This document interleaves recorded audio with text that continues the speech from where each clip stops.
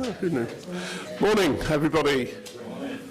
Can I welcome you to Overview and Scrutiny Committee, 18th of December. Before anything, got apologies for non-attendance. I've had apologies from Councillor Wendy Brackenbury, Councillor Julie Davenport and Councillor Victoria Perry. No substitutes as far as I'm aware. Are there any other apologies? Through you, Chair, also apologies for non-attendance from Councillor Mercer. Okay, thank you very much. I'd like to welcome Kerry Purnell and also Councillor Lizzie Bowen, who are here for agenda item 6, which we'll come on to in a moment. I'd also, before we start, like to announce that my right-hand man, Ben Luck, Democratic Services, this will be his last meeting because he's been promoted to a fantastic job elsewhere within Northamptonshire. So thank you very much for all the help, and he has been a real help to me preparing my various notes that I often refer to. Okay, item 2, notification of requests from any members of the public to address the meeting. There are none, and as there are no members of the public here, I'm not expecting any. Item 3, therefore, declarations of members' interests, or indeed any party political whip. Nothing to declare. Okay, Chairman's announcements. There's no fire drill scheduled for the meeting. As usual, if the fire alarm should attend, please walk carefully, not running screaming from the building. Wait 20 minutes and come back. I'd also like to welcome Rebecca Breeze to her first meeting of the Overview and Scrutiny Committee. Hopefully you'll find it constructive and fairly informal. I'd also like, as we are at the end of the year, just to thank the committee and the committee members for all their work put in throughout the year and their ongoing committee to not only scrutiny in general but in particular to the budget scrutiny process which is progressing. And I could on that note remind councillors there is a meeting on the 8th of January. This will be in fact this will be 2 meetings. First of all, we'll have our pre-meeting for the public Overview and Scrutiny Committee at the end of January, which is the 29th. Following that pre-meeting, just to sort of go through the agenda items for that, we will have our budget workshop meeting. This is where we'll bring together all the things we've heard so far and all the questions we've had answered so far as part of the budget process to determine where we go for ongoing work in January. Presumably we will still have other issues we want to raise and other questions and things. It'll be a good opportunity just to have a sort of brainstorming session for where we're at. The meeting on the 29th of January, we already have a few items on the agenda for that, but we'll come on to that later in today's meeting. On the 8th, Chair, do we know the time and place? Ben, James, sorry. Yes, so we're proposing to start the pre-meeting at 10 o'clock as normal, and then I think have the budget scrutiny session at 11, although I guess there's the potential for that to be brought forward slightly if a full discussion isn't needed around the agenda for the 29th of January. The venue for that will be the Covey room. Here. Yeah. And I suspect the pre-meeting actually won't take a full hour because we've already got a few things that we've suggested we'll be talking about there in a way. Okay, that brings us then back to today's agenda. Item 5, the minutes of the public overview and scrutiny meeting held on the 27th of November. Can I ask committee members whether that is a fair and accurate record, whether I can sign them off as such? I thank you. They are now signed, which brings us on to today's substantive item, the Chester Farm project, which Kerry and Liz are here for. Members will be aware, unfortunately I wasn't able to attend Cabinet yesterday, but members will be aware that a discussion and a decision was taken at Cabinet. We should have the details of that in front of us. Most of what we will presumably be talking about is included in today's agenda. There was obviously, people be aware, a private and confidential pink paper that went to Cabinet yesterday. That's regarding the procurement of the new contractors, I believe. Should members today wish to discuss anything in the pink papers, that will be classed as private and confidential. We can do so, but can I suggest that we park that until we finish the public part of, which I suspect will be most of what we want to discuss anyway. And at the end of that, we can go into private and then come back from private into public for the remainder of the meeting. Cecile. Yes, thank you. I know you have signed the as a minute, but we reserve that we will request further information for out-of-county placement costing more than £4,000. Do you know when this information will be available or not? Okay, I don't. However, through you, Chair, we're working on it. I don't want to use the expression as soon as possible because I know members know what that means. But that would be the answer in this case. I think it's it is being worked on. I can confirm that. I can also confirm that we are making sure it's not forgotten. I think it's also worth mentioning that because this overview and scrutiny committee meeting is a week earlier than it would usually be for obvious reasons. We're not meeting next week. It's reduced the gap between the two meetings. So it is still outstanding as the appendix to the work programme report acknowledges, but it certainly hasn't been forgotten about. but thanks for the question, and you're absolutely right. We do need, on the various things we discuss, when we're looking for further information, we do need to keep chipping away and chasing it up to make sure these things aren't forgotten, which hopefully they won't be. Okay, item 6 then, the Chester Farm project. Sorry, James, I mentioned briefly about the private and the public. Do you want to just chip in with any comment? I think you covered it very effectively, Chair. The important point is that just because there is a private section on the to the report doesn't mean the whole discussion has to be in private. As you highlighted, there is scope to discuss the content of the private section in private session today. Well, that would be a relatively rare occurrence for a scrutiny committee meeting. If the discussion by the committee is solely concerned with the public part of the report, which I think provides quite a full range of information, then there is no need to go into private session, and indeed there was no private discussion at the Cabinet meeting yesterday. Okay, thank you. Obviously, members will be aware of the discussion yesterday. Unfortunately, as I say, I wasn't able to attend, so please don't hold back from repeating or saying the same things that may or may not have come up in discussion yesterday. This is a meeting of the Scrutiny Committee, not the Cabinet. We can say and feel anything we want. It may be, for example, that we totally disagree with whatever Cabinet did yesterday. Maybe that we don't, but either way we're perfectly entitled to take that view, and if at the end of any discussion we can decide what, if anything, we wish to put forward to Cabinet. Can I ask Kerry then, and perhaps Lizzie as well, if you just want to take a couple of minutes just perhaps giving us an overview of the position, and then we can throw that open for debate, discussion between the members. Kerry, thank you. Thank you, Chair. Just to give a brief summary of what's happened really in the last year, obviously Chester Farm has been a project that the County Council has been engaged with for a number of years, and when I joined the Council in July, it moved across from the Place Directorate into my area of business, and the position you all may know at that point was that the contractors had gone into administration and there hadn't been any work on the site since the back end of 2018. We were also in a position where the Heritage Lottery Fund has committed just under £400 million to the Heritage project.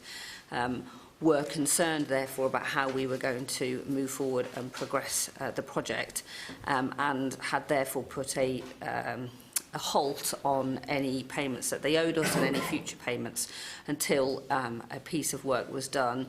And that piece of work, which we've conducted over the last 3 or 4 months, has brought us to the position today.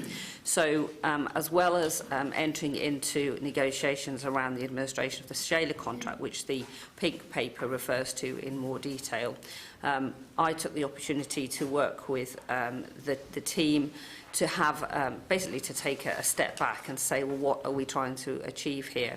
And that has resulted in quite a comprehensive review of the previous business plan that was signed off at the back end of 2018, a revisit of all the financials and a refresh of the business plan to make it more commercially sustainable.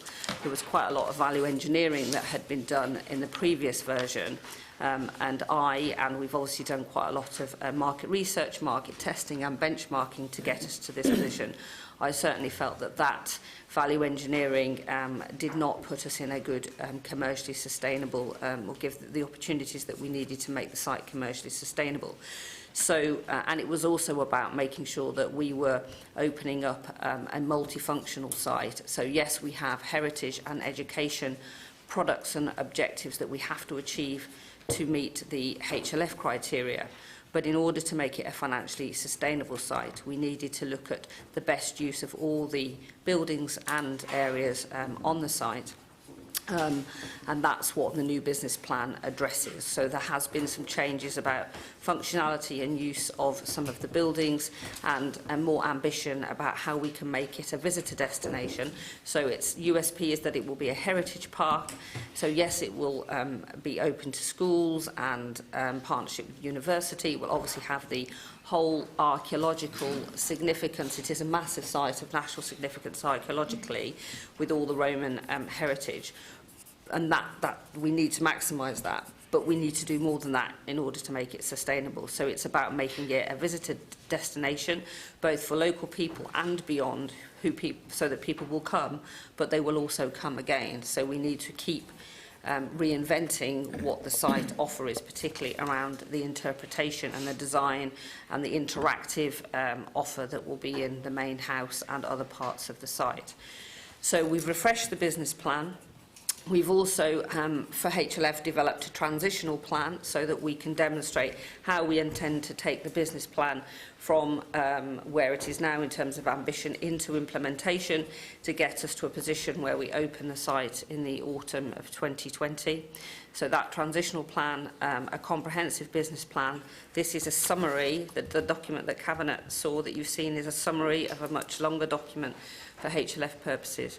And the transitional plan and a review of staffing arrangements has all gone through to HLF.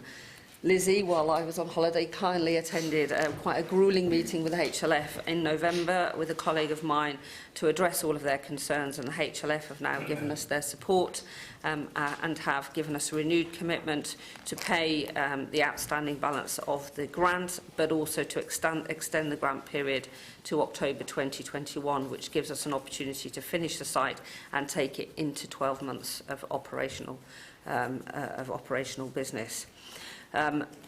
Alongside refreshing the business plan, or part of refreshing the business plan, an options appraisal was looked at in order to decide what actually are our options in front of the council, given where we are with the site, where there has been considerable investment and there is a HLF grant and commitments. And so the paper, the Cabinet report, summarises the options. There is, I think, you would have seen a more detailed options appraisal that goes into it in more detail. But the recommendation in the Cabinet report was that we went for option 4, which is about completing but also delivering the site based on a refreshed business plan. In order to do that, it requires some additional capital investment, which was approved by Cabinet yesterday, of 1.374 million. But it's also based on the figures that are in the business plan about being able to deliver a sustainable site in the longer term over the next 1 to 5 years. Is there anything else I have missed at that point? No, shall I just add a little Yeah. bit? Yeah. So I got allocated this portfolio in June of this year, so I've come into it quite late. and have worked very closely with Darwin Jones, who is the consultant appointed to really drive this project through and assist NCC and Kerry and myself. Darwin is an expert in heritage lottery fund projects. He has done some previously in this county, but also all over the UK, and that's his sort of USP. So we brought in somebody that we felt would really provide some gravitas to get this project back on track. As Kerry said, it's a nationally archaeological significant site and is of huge benefit in terms of education to the county and also to the UK. And as I said yesterday, we already have close links, or NCC has close links with Leicester University, and that will only progress. That is on the sort of the educational archaeological side, but one of my key drivers was to look at the commercial viability of the site, because ultimately it does have to wash its face. So we've worked very, very hard on that. And as Kerry said, myself and Darwin attended quite a gruelling meeting up in Nottingham for several hours, where the HLF made it quite clear to us that the commercial viability was absolutely critical to moving this forward if they were going to carry on funding and not ask for half the monies that they've already allocated us back. So my anxieties around this lie in terms of having got the Cabinet approval yesterday. My anxieties lie around timeframes. In terms of appointing that contractor, and we couldn't appoint the contractor until we'd had the agreement that this project plan was going to go ahead. So now we've got the go-ahead, it's all steam ahead, because we really want to start finalising that site in the spring of next year. I said yesterday that all members and anybody else that's interested will be invited to go around that site to see where it's at, hopefully nearer the fruition stage. And also the other key anxiety for me is getting the right person in place, the business development manager, to drive this forward from a commercial point of view, from a commercial perspective. And that's what we can now also start working on. And those two key areas are critical in terms of the timelines. And that's, if you like, where I will be pushing hard, because we do need to keep to timeline and within budget. And it's not without significant risks, but we felt, having had all the expertise supporting us, that the option 4 that we finally chose to go forward with was the most viable option for sustainability for the future, whilst also protecting NCC's statutory responsibilities as far as its archaeological heritage. Okay, thank you very much. This committee, of course, has a particular remit in looking at the finances of NCC, and yes. I think it's fair to say that any member that's been here a few years will have recognised the extra funding that was called upon yesterday. Isn't the first time. Over the years, there's been time and time again where more money has been needed to chip in. So the comments about reaching financial sustainability, washing its face, paying for itself, are quite pertinent, because this will be an asset for the county, owned currently by NCC, which will transfer obviously across to Northamptonshire. That in itself will be a good thing, but because of the finances that this council and the future councils will have, clearly we need to understand that it will pay for itself, and if it doesn't, there has to be an understanding around that, because those future councils will have to potentially subsidise it if it doesn't, which isn't necessarily a bad thing, but it needs to be understood. So I want to ask particularly whether NCC is confident that the aims of the new business plan are realistic and deliverable. And, you know, I understand, I think it's 2 years, it has to become self-financing. Again, I'd like to just get an understanding of whether that is actually possible. It's very easy to write a business plan and say, well, this will happen in 2 years, but the reality is, you know, people coming through the turnstile on the day, handing over their hard-earned, will be a key to it all. And I'd like to know if there's any genuine, you know, or sorry, not genuine, what sort of forecasting has been done to confirm that the revenue streams are realistic. So maybe you could comment on that, and then I've got Michael and Jonathan after that. As Councillor Bowen said, that there are some risks associated with this, but the figures that have been put into the business plan have been based on a whole raft of different pieces of work, some of which have involved external consultancy, some of which I acknowledge may have been done a little while ago, but was the best information that we currently have.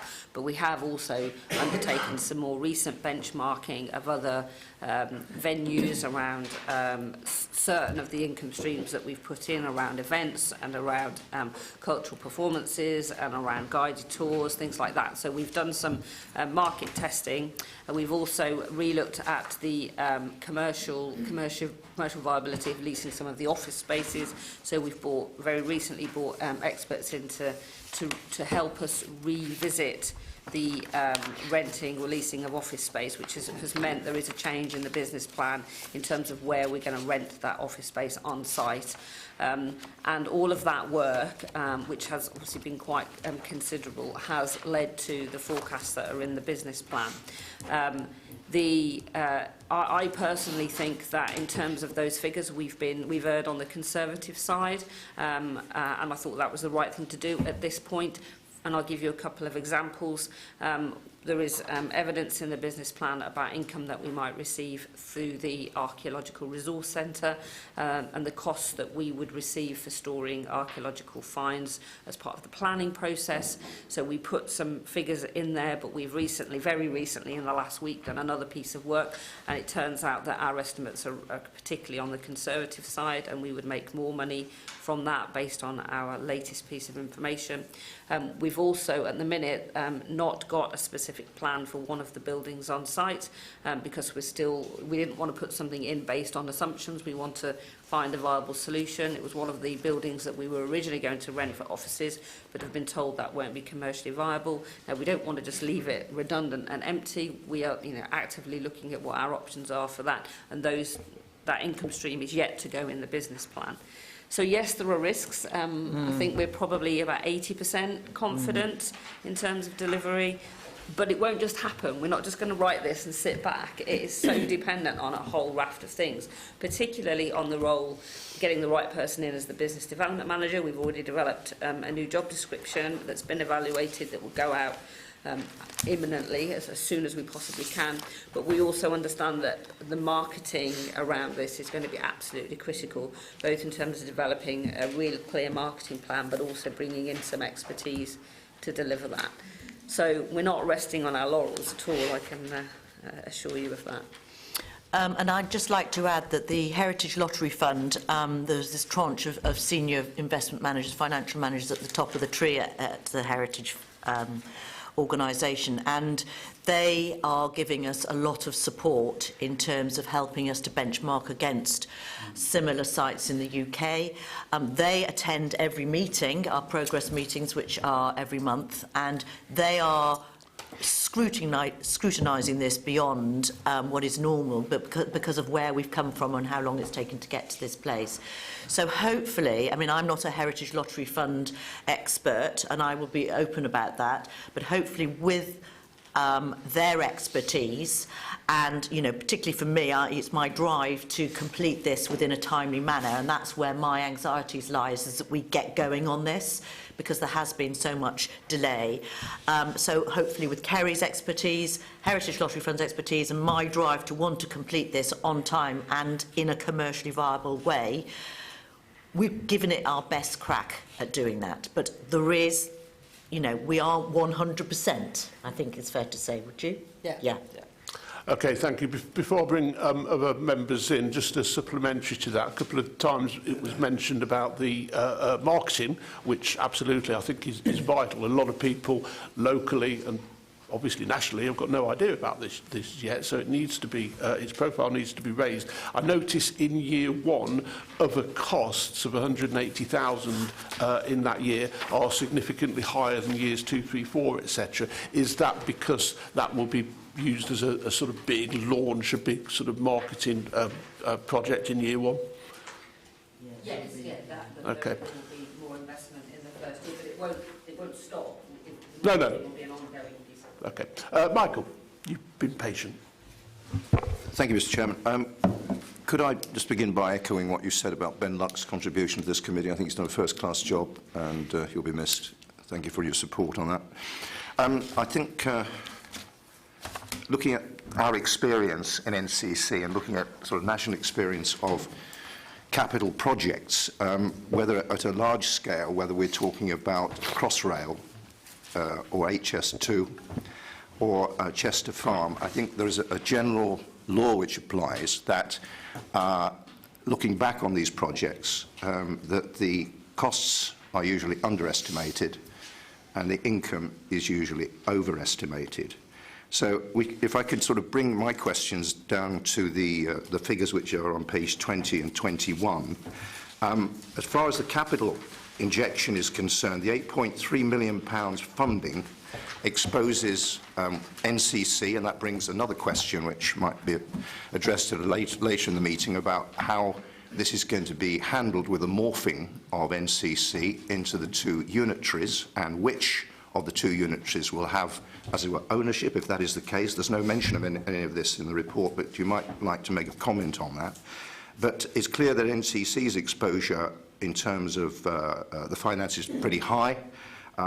The lottery fund is all grant, so that really doesn't really come into this. But there's a question of how this capital is going to be repaid, when it's going to be repaid, whether there's interest repayable on it. I don't see any sort of entries on that on the P&L, so you might make a comment on that. And then if we look at the break-even side of things, we're not looking at break-even until year 4. We're looking at a whopping loss, which is understandable in years 1, and small surpluses in years 2 and 3, but we're not actually into the black, as it were, until 223, 224, when I think most people around this table will be doing something else. And if there is a failure to meet these, particularly the income side of things, the other income, somebody's going to be looking to who's going to fund any shortfall. Which brings me to really the key question here. Cabinet's approved the funding, 1.3 million, and given the options, that's understandable. What I'd like to see is some sort of commitment on the part of the Cabinet and NCC to put a lid on the finance. That's to say, if in the future years these revenue streams do not produce the optimistic figures which are put down here, despite all the work that's been put in, I go back to my cynicism over capital projects and the overspends and the failure to generate the revenue, can we have an assurance, if one's possible, that it won't be either NCC or its successors which will be asked to come back and fund any shortfalls on the revenue side to bring about completion, based on the obvious argument that we're so far advanced on this project, 80% in 3 or 4 years' time, we can't possibly not support it. What I would like to see is a commitment that if there are revenue shortfalls on this, that savings will be found on the cost side, which is, I know, almost a heretical thing to suggest, but it is something which I, as something of a rebel on these matters, would like to see said or hear said, and then later possibly put in writing, that any overspends or underperformance on revenue will be, the deficit or shortfall will be met internally, and not the begging bowl brought to NCC or its successors to fund whichever shortfall happens to appear in years 3 and 4, assuming that to be the case. So that's rather a lot of questions, but if you don't answer any of them, I shall remind you of them later. Thank you, Michael. Can I, if you don't mind, can I chip in? One of your first questions there was about the paying of the 8.4 million loans that have happened. I read in the report that one of the reasons that it's no longer seen as necessary or desirable to go to some sort of trust and to bring it to be council owned, whichever council that is because of those loan repayments, that might put too much of a burden on the trust. But those loan repayments obviously have to be made by the council. Are they included in the figures on page 21, i.e., the other cost? Does that include the loan repayments for those £8.4 million worth of loans?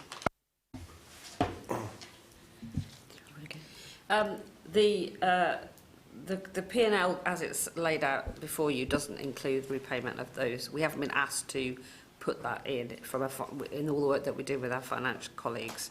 But in terms of the revenue stream, then I can't sit here and give you absolute guarantees at this point. But in terms of the way that I would manage the service moving forward, then I am used to being required to mitigate any shortfalls in income by looking at the overall costs of delivery, and that would be my first port of call.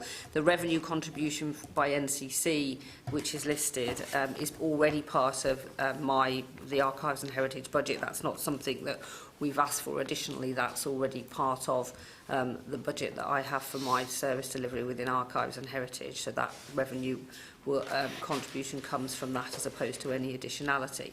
My intention, however, as Alicia said, is to try to make the site wash its own face as quickly as possible, and I would be looking wherever possible to reduce the revenue commitment that NCC is making, whether that is through additional income or whether that's through savings elsewhere within the cost of the site or within the wider service.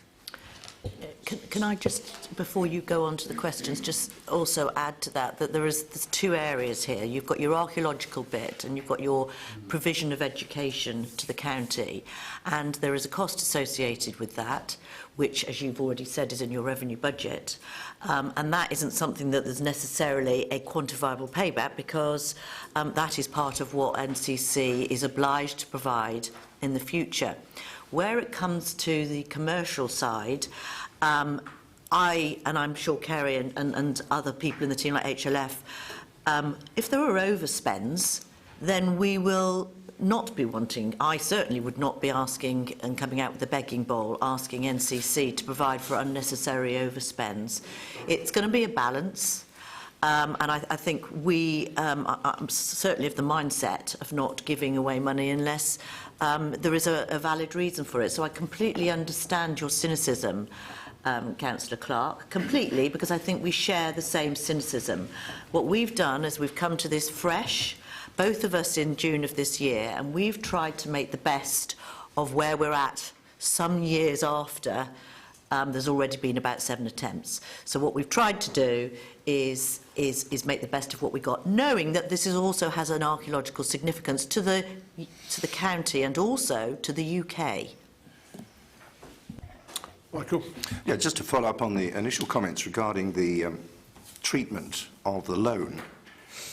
You said, if I heard you correctly, that finance colleagues had not said anything particularly strongly about repayments, and were quite relaxed about that. That sounds to me very much as though this loan is in fact a grant.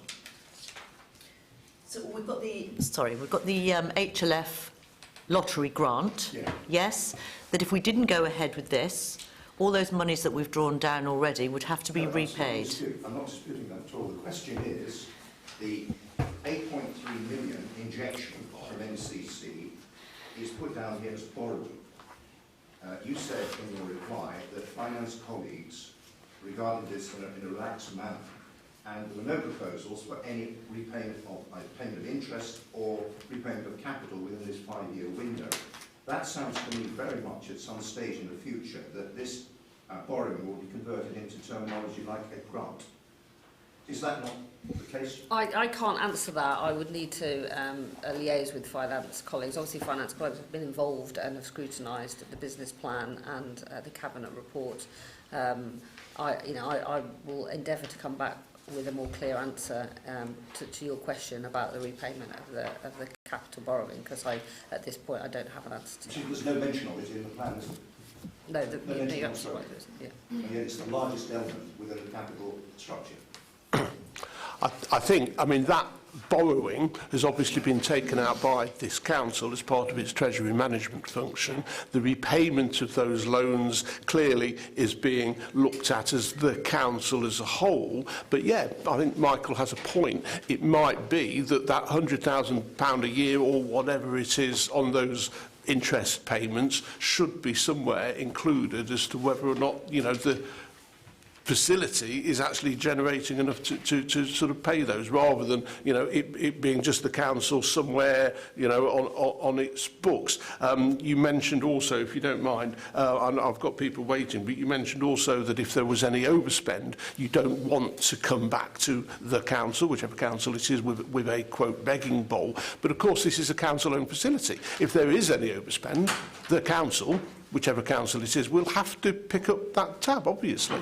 As it does in other areas. Indeed. Services. Absolutely. But our ambition is, because this is supposed to be... Sorry, could you use your mic, because we are webcast. Yeah, so as with other services within the county council, as we've seen, there are other areas which have overspent, but it is not in the psyche of this county council going forward into unitary to be expecting to overspend when their budget has been deemed to be realistic. If the budget isn't deemed to be realistic, then that's where the overspends happen. But this has had considerable scrutiny on the budget and the experts in the field, and we've done as much as we can do in terms of those budgets. We, as I said, have inherited this situation, and we are making the best of what we can in terms of going forward. But we certainly don't want to be seeing, as a matter of course, overspends on areas where there doesn't need to be overspend. And that's where my anxieties lie, along with getting the contractor in and delivering that site on time, getting the business development manager in and delivering the business plan with the sales and marketing strategy, which is absolutely critical to make this a success. Okay, I just wanted to make it clear, because we've heard that there is a risk to this project. We've heard that we're 80% confident in the business case. So clearly, if that does go, and nobody's planning that it will go away, but if it does, obviously the responsibility is with the council. Jonathan, sorry, you've been waiting. Thank you, Chair. I think it's quite evident here is that where this site is in the Nen Valley, which is littered with major sand pits, and I think there's no harm in comparison. This is a mini pit to go along with the sand pits. So far it's cost us roughly £13.3 million, including grants. We're looking at increasing that by another £1.4 million. Realistically, those costs are just estimated. Any contractor that takes over the work of a previous contractor that has gone bankrupt, I can almost tell you now, certainly, will be a lot more than what they're estimating. That figure, I can't give credence to, knowing what happens in the industry when one contractor goes out of business and another contractor is brought in to take over those costs.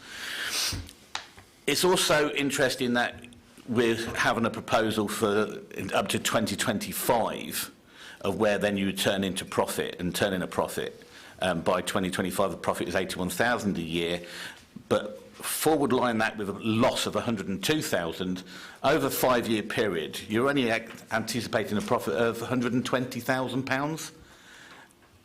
It doesn't. The numbers don't add up to say that it's going to, as you said, wipe its own face. You're saying that you're going to rent office space. Office space to who? I don't know if you've been to this site. It's off the beaten track. You can't see it from the main road, the A45. And you can only access it from one side of the A45. To access it coming from the east, you have to go back down another probably mile and a half, turn around a big roundabout, which is very busy, and then come back up again, up the other side, past Whitworth, and then past the industrial warehousing, just to gain access to that site. I don't know how you're going to make a huge profit on this site. I'm not saying that it's not educationally important. It is an important place, but important for who? There is no signage at the moment at all, and it hasn't been since we started work on there back in, 2013, to say what that site is and the importance of that site. There's no big hoarding saying this is a Roman settlement, this is going to be this fantastic educational establishment and tourist attraction. There is nothing at the moment. So you're going to have to start all that from scratch. Is there a budget somewhere, a national advertising budget, to say that we've got this 10,000-year-old site that's of good national, as you say, historic importance? they've been digging there for 2013. The building works, the refurbishment works have been ongoing since that time. All the artefacts that have been recovered now, and there are a number of them, where are they? Because they're certainly not on that site. I believe that they're in storage somewhere. How much is that costing us? Where's the budgets to say how much all those artefacts are costing us for putting into storage? I understand that the museum part of this development isn't going to be big enough to store the artefacts that are there. So why do we have all these artefacts and keep digging and keep recovering more, only to put them in a dark storage somewhere because we can't display them for the public or the tourists that you expect to come and bring? Have those costs been included in your budgets? Because I haven't seen them anywhere. The expenditure, it's one of those things, is do we carry on because we may have to pay back some money to the lottery? Do we, and you're saying it's only 1.4 million, it's not going to say it's 1.3 here, but 1.374 is nearly 1.4 million. You're saying the risks associated with us not undertaking the project are red, red, red. Well, as I see it, the risks of continuing with the project are going to be red, red, red. Because we will never, ever recover any of the investment that NCC and the grants have ever covered. Now, I'm not saying that we should do that, but if you're saying that we're only going to make £81,000 profit, and that's what after the expenditure, does that include all staffing costs, wages, running costs, power, electricity, gas, whatever? Because if that's after, where's the figures showing? Where do you show the figures, the cost of running it? So you're saying that we're going to make £81,000 worth of profit. You're saying that the expenditure is £418,000. Is that where you put all those costs in? You're saying about you're going to rent out office space. How much office space? Because it's not a big site. So unless you're going to plan on building more buildings to rent out, to generate an income, there's not enough space on that site to generate a significant amount of income on office rental. I don't know, where's the office space going to be? If you're using it all as a tourist attraction, then surely the best use of those things is not renting out as offices to third parties, but is to create elements of where a tourist attraction can be. So things like, interactive places where they can go, shops where they can spend their money. That will become an income. So I find it hard to understand with the locality of the site, the additional money that you're going to ask. I don't quite understand where you got the figures of 1.3437 to finish off paying to get the site completed, because there's so much work that needs to be done there. So I know there's a lot of questions there, a lot of points to be put, and I just don't get the numbers. They just don't seem to add up to me that you will ever be profitable on this site. Okay, there was a lot there, so I'll try to decipher what were specific questions. There was a question about contractor costs somewhere within that. So we haven't just again made an assumption about that. We've had lots of experts come back into the site to have a look at what has been done, what needs remedial work, and we've had all the quotations for the ongoing work to base our new tendering process on. So we're as confident as we can be, and then we do need to manage those costs moving forward. Chair, if I may come back on that one, so we do piecemeal then. So on the contractor costs, I'm a contractor, and I've gone in after people have gone bust, and I can tell you that any price that I would have given would have been conditional. It will only be as we see at that time. Once we get onto site and then you start looking at what needs to be done, that's when the true cost comes in. So I can almost guarantee that that price will not be that, it will rise. Can I just add on there that we've had the quantity surveyors do a full analysis on this, okay? And when Shayla went into administration, it said it owed us, so we owed it a lot of money, like, £3 million or whatever. We have done a deep dive in this. I say we, the quantity surveyor and the expert in this field has done that. So we feel as assured as we can that the figures are accurate. And I completely understand where you're coming from, and I can completely understand you being cynical about it, but we can only work on the information we're provided, and I do know that they have done a very, very deep dive on these costs associated with the site, and in terms of what Shayla have done and what is left to be done. So in terms of the electricals, for example, the electrical contractor that is currently subcontracted by Shayla will also then be contracted by the new developer to complete that work, so that we don't have that extra million or whatever that normally happens when you transfer from different suppliers. Okay, so I think on the contractual side, the figure of 13.325, there has to be a ceiling somewhere along the way. And as I keep saying, we are where we are. We're in the 7th attempt at this, and a decision has been made to move forward based on the experts in this field from the Heritage Lottery Fund, based on one of the top consultants in the country, that it hasn't been easy. We're not aiming to make masses of huge profit. It's a balance between trying to make a commercial aspect to the site so that it can wash its face as much as it can, but you've also got to remember it is also of huge archaeological significance, so you also have a visitor destination. Now, you talk about the office space. The office space is there because it is considered more commercially viable than, for example, what you were talking about with shops and stuff, because they won't provide the same income as the office space. So that's why we've changed the whole business plan around, so that there is that office space there.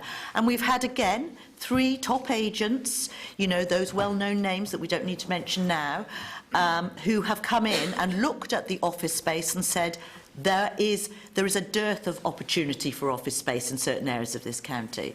So we have taken the advice provided to us and made a judgment. Yeah.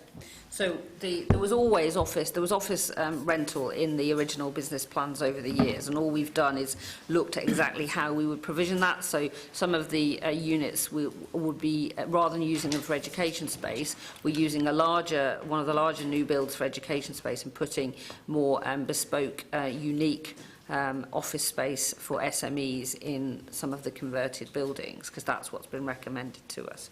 In terms of the location of the site, I can't do a great deal about the location of the site. That is where the archaeological site is. But in terms of signage and making sure very early into 2020 that this becomes in people's consciousness, because we've got signs to say coming soon, etc. Absolutely, except that that's something we need to prioritise. In terms of the archaeological storage, from those items that have been retrieved from that site already, but also this applies to the whole of archaeological artefacts across the county and beyond. So you're probably aware that on the site there will be an archaeological resource centre. It's up, it's built, it's probably the one building that's almost ready to open. So yes, that will store all the archaeological artefacts, and it will be open.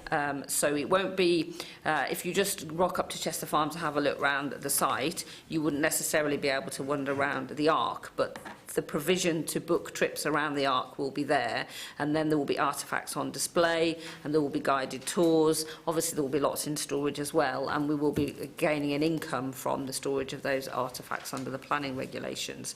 Sorry, that's MCC and NCC. No, it isn't, because most of the planning, the developers pay for it. So if you're developing a piece of land and an archaeological find is uncovered or discovered, then it is the developer's responsibility to pay for the storage of that ad infinitum, unless they gift it to us or they gift it to somebody else. Then it's their responsibility, and we've got an income stream from that. Can I just add on the signage? There is a specific reason why there isn't any signage at the moment, because there have been a number of attempts to break into the site. We've had the fire, the main house. Correct. so that's had to be rebuilt under the HLF grant conditions. So there is security on site all the time, and there is a reason why it isn't signed, and it will only be signed when it is good to go because of that security risk. When we've got the business development manager on site, when it is good to go, not before, because we're opening ourselves up then to a huge security risk. But we could, there are other ways of marketing the site without necessarily putting something there and then, and we want to do that. Just coming on to the tourist offer, you're absolutely right, we need to make sure this is a visitor destination, so that's why it's a mixed-use site in the new business plan. So we have the commercial rent of office space, and we have a residential unit on there that we will seek to rent out. But around the main building and the courtyards, that is where all our tourist visitor offer will be. So the main, originally in the original business plan, I thought there was quite an unambitious approach to how we would use the space in the house. So the new business plan, yes, it has a shop, it has a cafe, but we want to use every single space in there for interactive interpretation of the Roman heritage of the site, and that will need to keep evolving and changing so that people come back and see something different the next time that they come. And then in terms of the courtyard, there will be interactive displays in some of the barns, but also the ability to use those barns for other reasons, for corporate receptions, for drink receptions, for events that complement the threshing barn, which is the larger of the event spaces. And we're looking to get that as a licensed wedding venue as well. So it's trying to look at the site in more of a multifunctional way that is both has some steady income from commercial rent, but also has an evolving and changing tourist offer.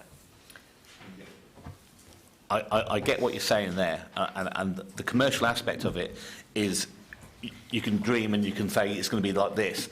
To become that a tourist attraction and then a function attraction as well, where people can function, it takes time. It takes time to embed that into people's psyche of, shall we just say, of Northamptonshire or the Northamptonshire. I mean, it was mentioned who's going to look after it. Well, I'm probably going to put my neck on the block here and say it will be Northamptonshire Unitary if it comes along. That's who will be ended up looking after it. Councillor, you said about me being cynical. I'm not being cynical. I work in the construction industry. I'm being a realist. I know that this is what happens because it happens every single time. When someone goes bankrupt, people are in there, and whichever way you want to look at it, they're in there for one thing, and that's to make a profit out of somebody else's misery. And how they will do it, they'll try and do it. I'm happy to see what you're saying. I'm pleased to see your answers are good, and they are, should we say, visionary. Is possibly a good way of saying it, and I hope that it comes out. But I am then a little bit cynical, is that I just don't think that those numbers for the first 5 years add up. I think they're going to be a bit skewed somewhere along the line, and I can't help thinking that, Chair, that somewhere along that it's going to cost us somebody some more money than what's actually put down in the paperwork. Thank you. I've got three more people wish to speak, and then both myself and Michael want to come back with any other questions. Can I ask that we keep our initial questioning to questions? We'll have the opportunity later to sort of sum up and conclude anything we have. Graham. Thank you, Chairman. Yeah, no, we need to remember this is a site of national importance. It's an SSI, it's a Ramsar site, it's a scheduled monument, so it's, and we also need to remember that if we don't keep it up to scratch, then Borough of Wellingborough could actually take enforcement action against the County Council. So, and it's also not just Roman, of course, there's medieval stuff there as well. It's a site I know well. I've even managed to get myself on the front page of the business plan in the picture, so proof I've been there. Had I have known, yeah. There's a few things. I wanted to explore this question of the trust, because that was the... I sat on one of the boards originally that was looking at this. One of the things was to have a trust, and the reasons for not doing so, because a trust can attract outside funding that the County Council can't. And I'm sure, it goes a way back now, but I can't remember the funding being put down as borrowing. I'd rather think that the intention was it was you know, it wasn't money that was expected back. It was the County Council pulling the money down. So I don't know why it's called discretionary funding. And of course, that leads to the comment about capital repayments, because if there are no capital repayments, then looking at a trust may make more sense. May make more sense for Northamptonshire as well, who might have to. So I wondered if we could look at that. Value engineering is mentioned, and perhaps you could give us a bit more detail of what was value engineered, horrible phrase, out, and what is back in, and the individual justification for each part, and whether, if finances do go, as Councillor Eakin says, there are elements that could be held back, waiting for some revenue to be used to pay for it. One of the problems of the site is parking, and where the car park currently is, because it is open, the site is open, and a lot of people do use it for walking and so on as it's open, and that's been encouraged. But if coach parties and things come, the Lime Avenue is not suitable for coaches, and where the current park is, it's quite a long walk, and if you got people with any sort of disability or difficulty walking across the ground that's there now, that's almost impossible. Across the iron railway and everything, it would be very difficult. So in fact, the whole connectivity thing, you've got a thing about having a boat station, which is good, because things like Canoe 2 can use it. But the connectivity to Rushton Lakes and to Stanwick Lakes and to Wellingborough Town and the embankment is quite important. So there's nothing mentioned about that, and that's part of the plan. Most of the other things have been covered, so I'll leave it at that for now. Okay, if I can make a start with some of those. So in terms of our work that we've done and to satisfy and develop our relationship with HLF, they were really keen that certainly in the life of the grant, so up until October 2021, the County Council and its successor retains ownership of the site, because it has provided reassurance to HLF that we, as an organisation, are committed. That does not rule out us looking at other governance arrangements in the future. We're already thinking about, rather than leaping to a formal trust, whether we look at developing some constituted friends of groups that would enable small other elements of funding to come in and to help us with the operation of the site. But we haven't ruled out a future governance model, but we think that we need to do that as part of the Unit 2 programme and having conversations with the relevant colleagues across the county to work out what the best options are for the longer term future. And in terms of the Unit 2 programme, it is a little bit unclear at the moment, so we can make some assumptions about asset transfer because of where the site is, but because it is of archaeological significance, not just for Northamptonshire but beyond, and because it will be, it will house the Ark, which is a county resource.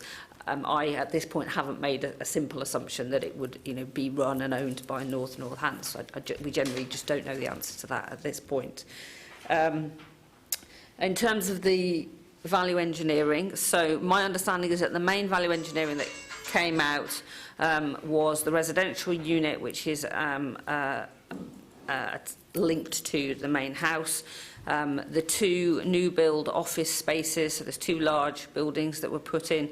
So the idea was not to fit out the residential unit at all in the value engineering, and not to fit out the office space. Those were the main value engineering that were taken out previously. So neither of those things make renting those spaces commercially viable, because we weren't planning to fit them out at all. So we've looked at what would the additional costs are of doing that and what the potential income that would come from that. Now, because we don't have an immediate plan for one of the two large office spaces, we can rethink that if we need to. And the danger is that we don't want to leave part of the site unfinished, if at all possible, because obviously as people coming in, we want to make sure it's safe and that we don't necessarily want to later have to bring in contractors on site. But those are all things that we can think about moving forward. connectivity to Rushden Lake, so it hasn't deliberately been excluded, and this is a business plan, but it is also an iterative document, and the business development manager will need to review it again and have a say, and these are things that, you know, we would certainly be looking to maximise opportunities from as they arise moving forward. Is there anything you want to add? The only other one was about the Lime Avenue. I mean, again, it's movable feast, but the buses for children would be on the one area, but there is plenty of car parking the other side of the site. So there will probably be a combination of the big car park that you see where you currently park, and then there is significant parking the other way. I take your point about the disability issue, and that is something that it hasn't actually been raised by HLF, but I think, you know, we will have to raise it because it's certainly been raised in the main house in terms of the suitability of that area. But yeah, we have to work with what we've got, which is the entrance coming in one way and the exit going out the other way. I mean, the buses could go down that Lime Avenue, but I don't think it would be sensible.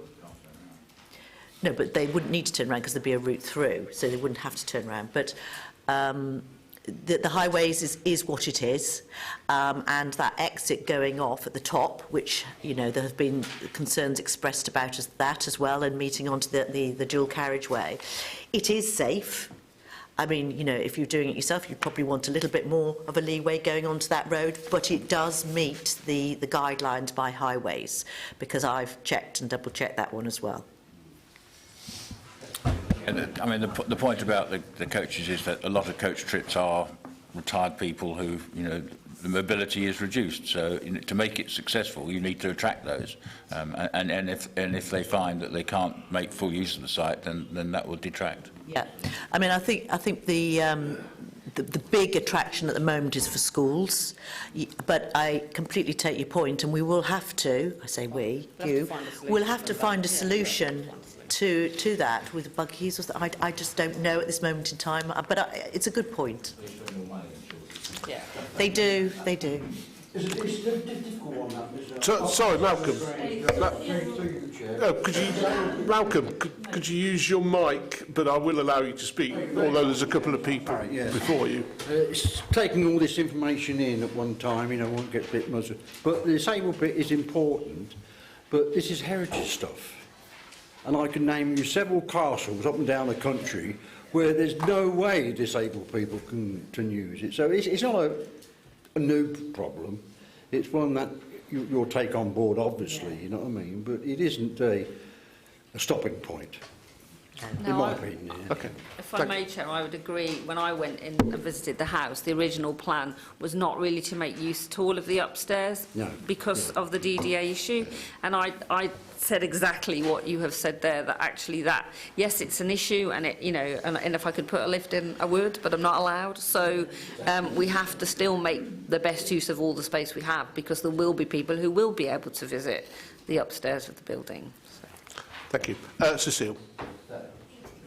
I will not try to go into the detail, but what I do not like is this provision of very huge sorts of resources. And I will speak about what I know, what we have in Northamptonshire.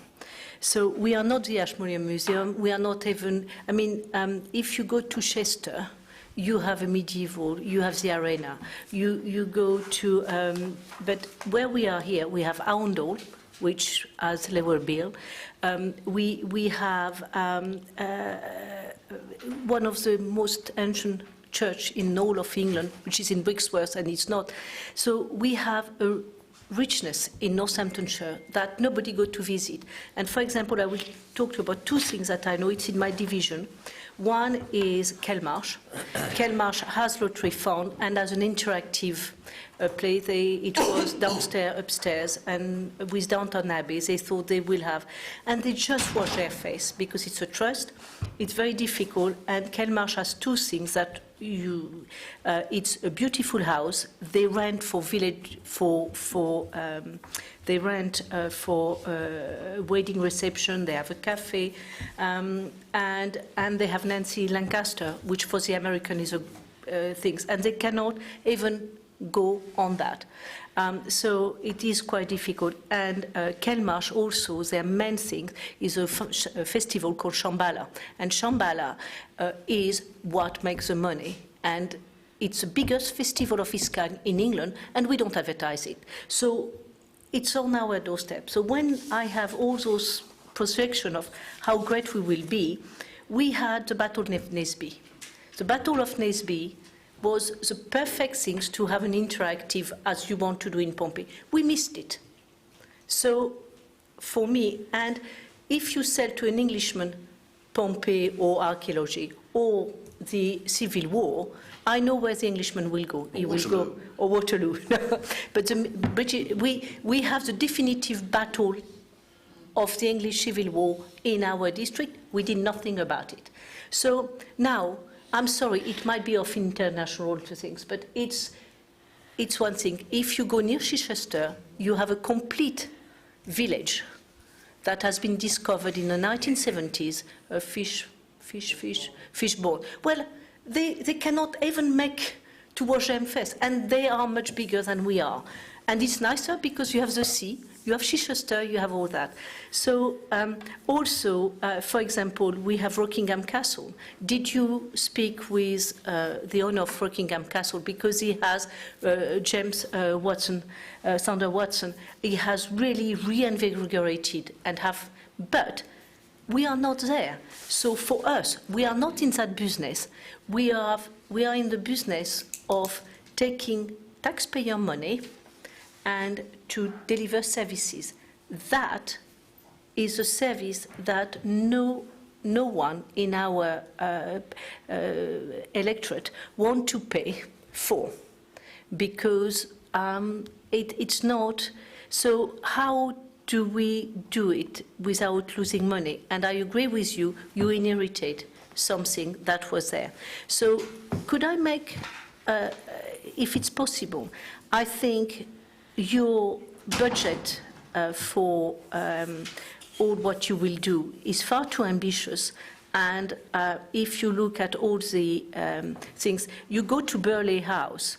If you go to visit Burley House, they have an interactive things. And Burley House, I'm sorry, it's a bit more than, they have everything. Because that site was rediscovered in Chester Farm, but it doesn't have history after the Roman things. It's pretty, it's not a pretty era of even Northamptonshire. I don't want to say anything too much, but we have so much pretty. So I have two proposals. First, we need to advertise it, but not to advertise it in church and stand. That is a disappointment. But we have, by law, we have to provide archive. So I think it will be, instead of focusing on these archaeological things, could we use it as an history museum for people to have the archive, have an interactive archive, because people, so that for me, because that people can go again and again, and we are not stuck. And the second thing is, as you know, we don't have recovery service of IT. We could put all our IT system in one of those barns. So that is my two proposals. Instead of trying to put everything in your one pocket of future things, because with what I have, that I am very uncomfortable with your things. They are far too ambitious. Speak to English Heritage. I have gone to Kirby Hall.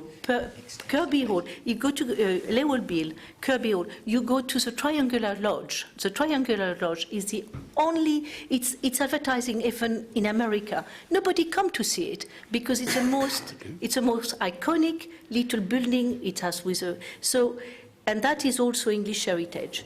And I think I don't know if it's possible, but instead of, see with the lottery fund, if you could run it with English Heritage, instead of having us doing it, have English Heritage, and what we do with the site, we do it for our archive, because that is, and also because we can do a lot of, we need storage when you have a big county, and use the building not to rent, but to rent for us because we need it, so it will be cost effective. So I don't know if that is useful. Thank you. I think I'll start, and then Kerry will add in. I think the IT one is an inspired idea, actually, and we're both nodding here, thinking that's a great idea, actually, because we do need to find somewhere. So, particularly there's one building which is difficult to try and sort out what we're going to use. So I think we'll take that one forward. Yes. I think it's a cost, not. I don't think it brings in any income, I'm afraid. But very, yeah, great idea. Second of all, we, with the Heritage Lottery Fund, have tried to look at sort of comparable sites in the UK, and what we've concluded is there's probably only one site that really closely matches this, and that's in Shropshire, the Roman site. It's quite well known. Flax Mill, is it? Or no. I can't think it's flax. Yeah. In Shropshire, that is not what they sell at the most. I mean, it's maybe cultural, but it's not. And I know that because I know the deputy leader of Shropshire. Okay, so anyway, so we've been asked to work closely with them, and I'll take your feedback on that later, and in terms of what you know. But they've felt that that's the most comparable. Like for like with this. So we need to, one of my tasks in the new year is to buddy up with them, but open to other ideas, but we did do a tranche of the UK in terms of comparable sites. And there was something else. So the ambitiousness of it. What we are advised, and you're more of an expert on this than I am, is that actually we haven't been very ambitious at all on the revenue side. And actually, when I look at the sort of the catering opportunities, there is so much potential there, but we just not included it because we'd rather be conservative rather than do what often local authorities do, which is try and oversell something. So I take your point, but we think, been conservative on that side of things. Sorry, I will come back. If you take Rockingham Castle as a position, it's close to Corby. It has the ground. It has the most beautiful garden. It has an instrument. And I think they will be so happy to even have a third of revenue. Ask them. The thing is, the number you put, if I'm sorry, but we are, the Roman, if you go to Chester, or you go to Cirencester, or you go to Chester, they have better ruin of Roman because it's in the village hall and so on, and you can walk and you can see. Even in Paris, we have the Arènes de Lutèce. Roman do not sell very well because it's not. So if we stick to Roman, we are not going to be able. Libya can open the best Roman site, and everybody will go there. Leptos Magnus is the most beautiful thing in the world. What we need to do is to be able to offer something after the. If we stick to our archaeological site, we are going to be. So we need to have everything what we do in Northamptonshire.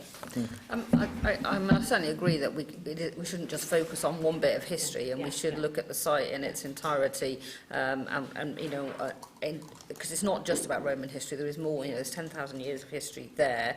It's not. You know, it's not. Well, I'm not going to make a judgment on that, but you know, we need. That's why we're looking at the site as a whole, and not just saying it's about the scheduled monument. It's about everything that we've got to offer, and maximising as much as possible, and keeping it, you know, iterative and live, and doing new stuff and more stuff. So having the sort of seasonal or annual programme of events that some might be the same every year, some might change.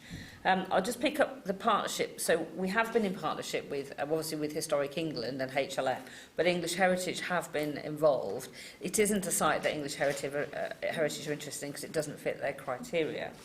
In terms of the archive, I had that idea too, and I was like, wouldn't it be great if we could just move the whole of our documentary archive onto that site, so it becomes a single place for documentary and artefacts across the county, given, you know, the unitary programme as well.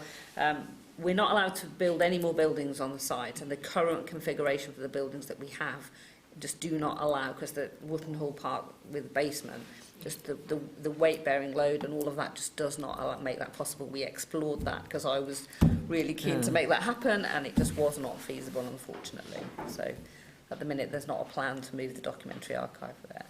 Right, but if we don't mind, what I was saying, that if we focus exclusively, if other history, for example, if you go to Dean House in Sussex, where they do the medieval site, which is, it's much more, and they don't make a lot of money.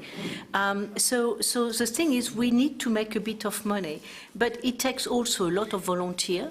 It takes a lot, and we don't have all that know-how. We don't have that know-how. For example, even in our where we are, and that is my sense, we have the most beautiful. I always said we have the most beautiful county in England in terms of history. We have Althorpe, we have Bolton House, we have all that. Maybe go and see the Duke of Buccleuch. The Duke of Buccleuch, which has the most beautiful house, it doesn't open to the public, and even when it's open to the public, it's £10 and nobody is there. So for the Petit Versailles of England, you have no one. So, and that is the most beautiful, even with a garden. So my concern is that we are building something into an historical, which is, I'm sorry to say, but I think if you build it just with the Roman and the archaeology, we will not have your numbers. But we will have the education, but not the money. I agree. Sorry, Chair, that's Sorry, what could I suggest we sort of save this discussion for when we're sort of rounding up our conclusions? And absolutely right, Britain is full of heritage sites, some of which are far more attractive, dare I say, than Chester Farm will ever be, some of which are not, and there are lessons to be learned. I've had Chris waiting for quite a while now, and I know this is a subject he's interested in, so if you don't mind, we'll bring Chris in, and then, I say, Michael and myself have a couple of further questions, and then we can start perhaps to conclude any comments or recommendations. Chris. Thank you, Chair. So, bearing in mind our remit, what I'm trying to drive at here is to reach a conclusion as to whether this project is value for money for the County Council or not.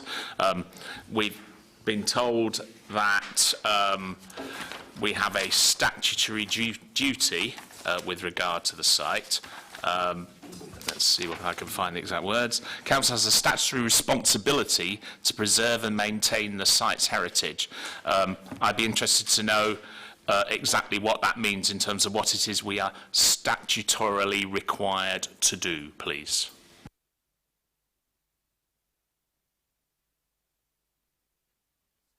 Yeah, I wouldn't want to misinform you, so I would ask through the chair that I can come back with an answer to that and give you the exact statutory requirements and definition. Thank you. That will probably inform my conclusion, Chair, so I'll just have to draw it without that information for now. Perhaps can we hear, the report tells us that new and improved governance was put in place quite recently. What were the governance arrangements prior to that, please? So my understanding was that previously there was a project delivery board, but it certainly hadn't met for some time when I arrived at the beginning of July, so there wasn't any particular governance when I arrived, so I was keen to reinstate some governance. Rather than create another corporate board, I took it to the place shaping board, which is now a partnership board across the county, and asked that at a strategic level it came into there, and that was agreed. We then put in place a project delivery steering group, and that includes the HLF. It includes, obviously, officers working on the programme for the County Council, it includes Councillor Bowen, and it includes colleagues from Wellingborough Borough Council. Can I just add on that HLF were very keen to fine-tune the governance side of things, so have inputted into this quite significantly. I can imagine, yes. So, Kerry, you did answer a question earlier about the value engineering thing, and I'm just trying to understand what the major differences are between the business plan that was signed off in 2018 and which was approved by Cabinet yesterday. So is it just the fact that those value engineering things have been brought back in, or are there other differences as well? So that's one of the significant differences, and obviously therefore the income projections related to the use of those buildings have been revised and refreshed. But also it was the other income streams that weren't there previously at all, because we're looking to make it a much more multi-functional visitor destination. So I've added in the ambition to have an events programme that includes heritage-related events, but also includes arts and crafts and performance. We've re-looked at all the commercial events offer in terms of weddings and corporate events. So there is more of that and more detail, much more detail in the projections around the whole sort of visitor attraction. And we've also revisited things around the, you might call the education offer, but in terms of guided walks and guided tours, and done some benchmarking about costs around that. So there is, I just feel that, yes, we are sort of 80% confident there are ongoing risks, but the detail of the income lines is much more substantial than it was previously. Thanks for that. So I can understand, adding in a lot of extra income streams will make the whole thing a lot less unviable. There are 3 income streams in particular: training digs, living history events, and Christmas at Chester Farm, where the expenditure detailed appears to be greater than the income streams. I'm wondering why that might be.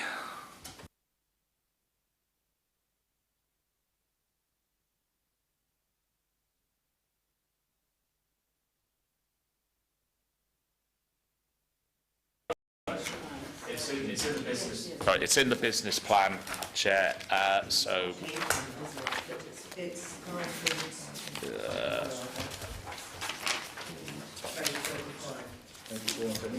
yeah, 34 and 35. I was looking at the Cabinet report, so I didn't give you those pages. If it's in the Cabinet, all right. So yeah, so it's the training digs, living history events, and Christmas at Chester Farm. So I'll just give you an example of one of them. Training digs appears to have expenditure of 67, nearly £75,000, whereas the income appears to be about just over £60,000, for instance. And I'm just wondering why. Where he's looking.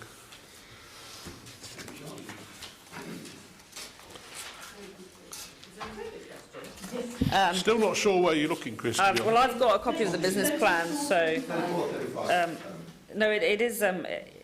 Yeah, it's a good question. I would need to go back and speak to my colleagues just to clarify that we haven't underestimated potential income. And if it is realistic, I would want to see, are we building, is that about building over time? And so therefore I'd want to see an increase, even if initially we are being conservative in terms of our income versus our costs. So I will definitely take those 3 areas, so the training digs, the Christmas at Chester Farm, and the living history events away, and have a conversation and come back to you if that's okay, Chair. Moving on then, in the business plan, paragraph 7.7, there's a paragraph about volunteers, and I'm sort of making an assumption that the site pretty much will be dependent upon volunteers for a lot of things that go on there, and if the volunteers don't come forward in the numbers you need, or for instance the 150 members of the public who have already registered an interest don't carry forward with that, that might cause problems for the running of the site. So at any one time, how many volunteers would we envisage being on site, and what sort of things would they be doing?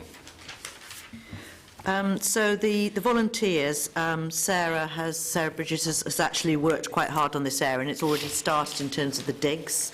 There will be a limit to the number that can come in, but there are lots of volunteers that have already offered, so she has a database already. We don't foresee the volunteers as being the issue, because there are lots of people interested in archaeological heritage around the country that have already expressed an interest. Universities coming to do their digs, you know, the archaeological degrees, etc. So if we are to believe and understand what we know already, we can safely say that the volunteer side will be something that will actually be very popular. Just to add to that, you know, I've got quite a history of working with volunteers, and obviously it doesn't matter how many people step forward and are interested, it's the support and coordination that they get that makes it work. That's why there is a specific role in the new revised staffing structure that's around events and volunteer coordination, to make sure we get the right person in to develop and maintain that relationship with volunteers, to continue to, because it's obviously volunteers rotate, and you know, they'll come and do it for a period of time, and that it is really important to the site, but we are quite confident around that area and think it will be one that that grows. And they're actually still, you know, they do come on site now, actually, so they've been working last summer. And as I said, Leicester University have already started an alliance with the site. And there will be a dig next summer, even though it won't be open then. We're already planning to do a dig next summer. So thinking about things like weddings and corporate events and stuff like that, they take a sort of lot of setting up and breaking down and making the place look nice and looking after the guests and so on and so forth. Is that something that's going to be done by volunteers, or is that something that's going to be done by full-time staff? So in the staffing structure, we have made allowance for a number of duty staff or front of house staff, depending on how it's determined. I've run these sorts, not this sort of site, but I've run performance events elsewhere, and it's absolutely critical to have trained, committed and paid duty management and front of house staff, and that's been factored into the business plan. That doesn't mean to say that it can't be complemented with volunteers as is appropriate. So the costs for things like that come in under the heading of duty managers and events and volunteering coordinator. Is that those people?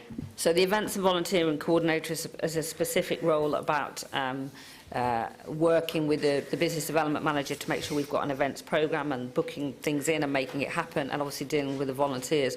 The duty management staff would be the ones that commit the hours, you know, week in, week out, to open, to close, to set up, to take down, to greet people, to you know, to be there as the face of the business during events. Just on that, once we have the business development manager in place, we'll be able to develop the sales and marketing plan much more.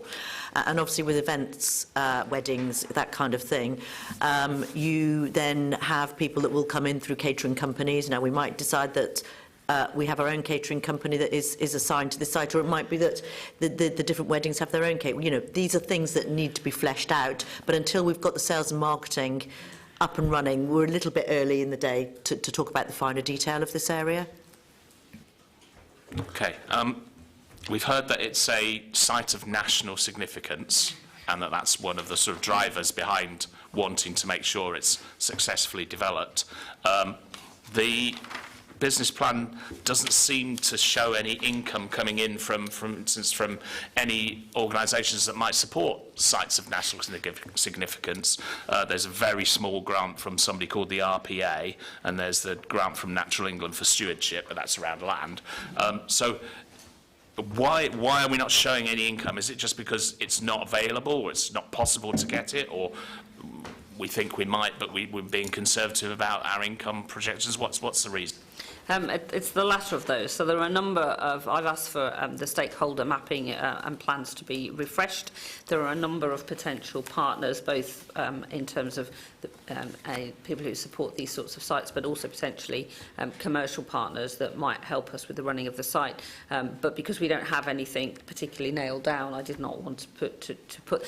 I certainly felt that previous business plans had included things that weren't secure, and I wasn't keen that we put those in at this point, but it's certainly an area that we will be exploring. And on the RPA, that is obviously to do with the land for agriculture, cattle, so that's why we can be specific about that, because that's a formula that's already been developed. Like I say, we've been conservative in rather than oversell on this one at the moment. Final one, Chair. So, finishing on commercial viability and wanting the site to wash its face, it won't do that, and according to the projections we've got here, unless the County Council continues with its contribution of £180,000 a year. And even after 5 years, as was pointed out, the total surplus that's been made over the years 2, 3, 4 and 5 is 227,000, less the loss in 2021. You have a net surplus of £124,000 over the 5 years. In order to achieve that, we will have contributed as a county council £899,000 worth of revenue income. So for me, that says, whilst it might be a fantastic project, it's not washing its face because we're having to support it, and it's not commercially viable. Do you agree? I think it comes down to where we are with the project and whether, in terms of this sort of site, yes, we want it to be as commercially sustainable as possible and ultimately wash its own hands.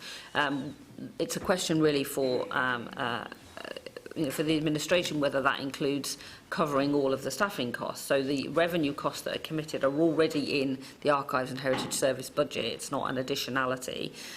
They are part of the service currently, and so that's what's been factored into that budget. Now, obviously, if we are able to get up and running, and because I think the projections are conservative in some parts, we're able to make more income, then we will be looking to reduce that revenue commitment by the County Council.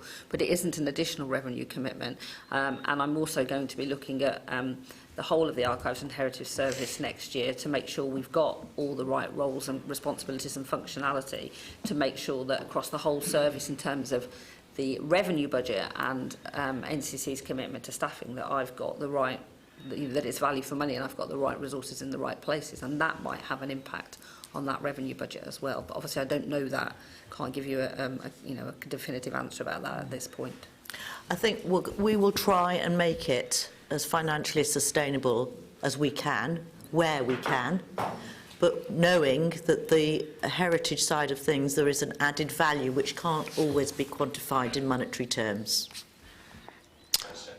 Thank you, and I want to now continue that theme a little bit, because on finance, I mean, we discussed earlier, didn't we, about the treatment of the paying back the loans that this council took out to help fund the capital elements of this project. Well, whether they're shown up in this project's particular accounts or not, clearly that's money that this council is subsidising the project with. And Chris is absolutely right. There is a line there about this council's and any future council, presumably, subsidising the revenue line for this project. So when we talk about it washing its face, it being financially sustainable, it's not really true, perhaps. Now, that might well be right and proper. We're told that this is a site of national significance, national heritage, in which case, then I'm sure that this and any other council and anybody else would want to support it. But why is it a site of national historic significance? Can that be explained to me, please? I mean, to be honest, I'm your perfect potential customer here, because I'm one of these guys that spends his weekends looking out open fields of countryside, Battle of Naseby, for example, Triangular Lodge, and I've travelled up and down the country looking in particular about the Roman aspect. My daughter's a Roman scholar, so we've been to lots of Roman museums, and I was in particularly concerned, therefore, that I may be misunderstood, but I think you were saying that the artefacts, the Roman artefacts, which is what I'm interested in particular, will not be on public display. They will be archived, and people can join guided tours and arrange to visit them. But I'd like to see coins, belt buckles in glass display cabinets where anybody visiting the site can see them without having to pre-book something, because how they're displayed and how the signage around them explains what they are and why they're important is a very, very big part of educating people, which is what we want. I mean, clearly me and my daughter will be there signing on the dotted line for our private tour, but I want everybody to be able to access that. So can I just have some clarification on that? No, you're absolutely right. Sorry, I didn't mean to mislead the committee. There will be, what I was trying to make the point was that the Ark will be where everything is stored, and there will be some things on display there, so that people can have a tour around the Ark. There will be an interactive display cases, displays in other parts of the site, the main house, and two other barns where there will be displays, and artefacts will be on display there, and we would hope to rotate those as well, so there's a different story when people come at different times. So, yes, sorry if I misled you there.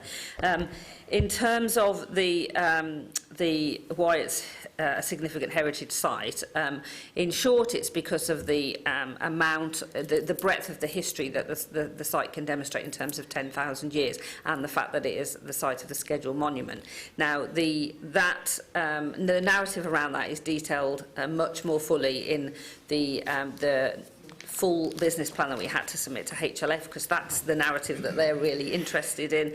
That currently isn't in the public domain, but it's only because I didn't think that Cabinet would want to pore over an extremely long document. But there is no reason why I can't extract that and share that with I'd be interested, because I mean, certainly this is not the Palace of Versailles. My back garden has a 10,000-year-old history, but I don't think people would want to come and visit it. I think it's a little bit more interesting than the back garden. But when I went round, because Sarah Bridges took me round, I mean, I think she explains it best, doesn't she? But there is a town in this site with the monument, buried walls, and I'm not an archaeologist, so I'm probably not saying it in the right way, but those that go round and those that discuss this are incredibly excited, and we have undersold that bit actually.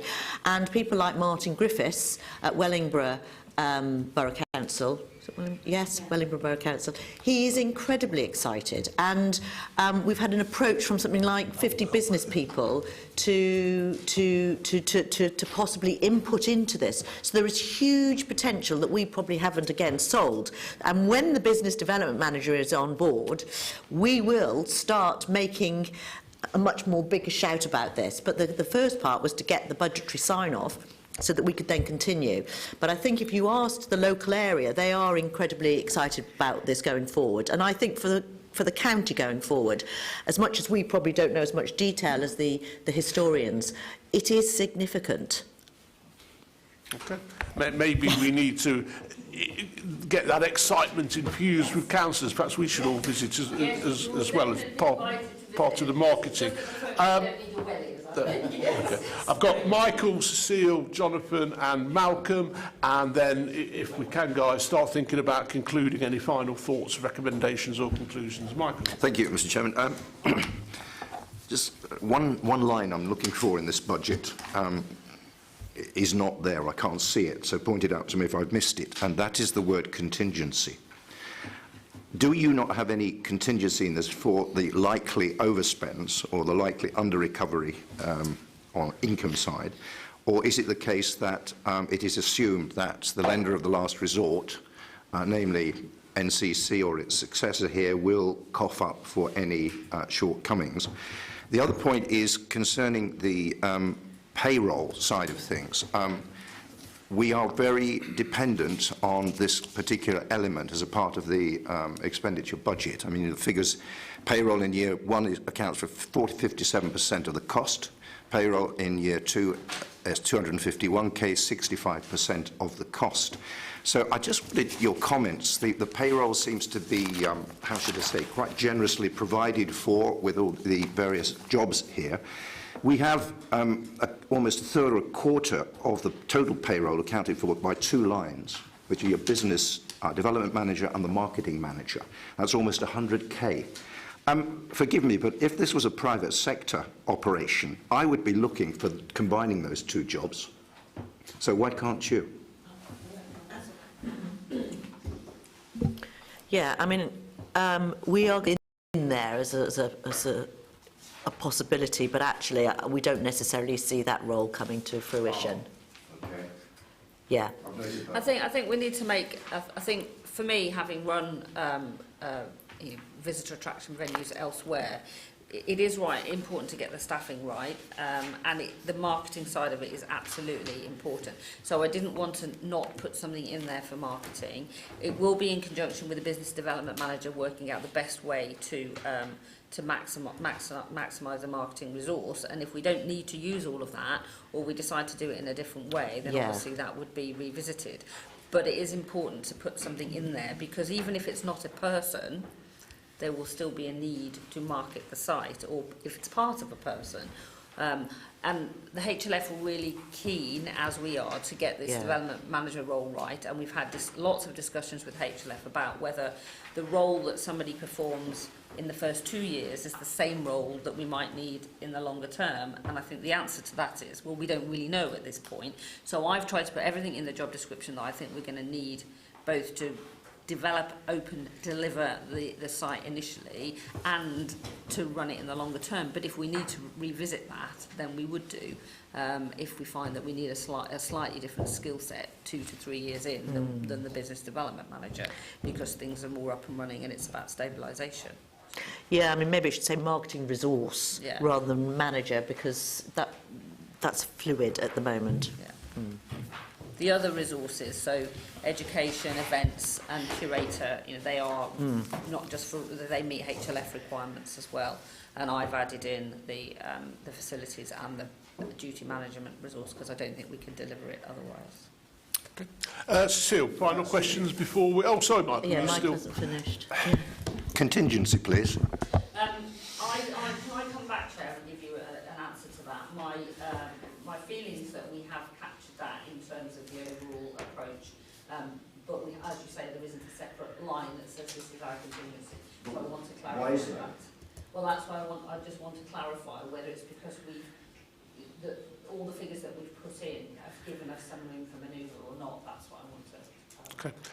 Cecile, again, final questions before we have a concluding discussion. Two little questions. First, going on to the salary. It's a proposal, and I am always very wary when I have so precise numbers. I don't like precise numbers to the pound, and I think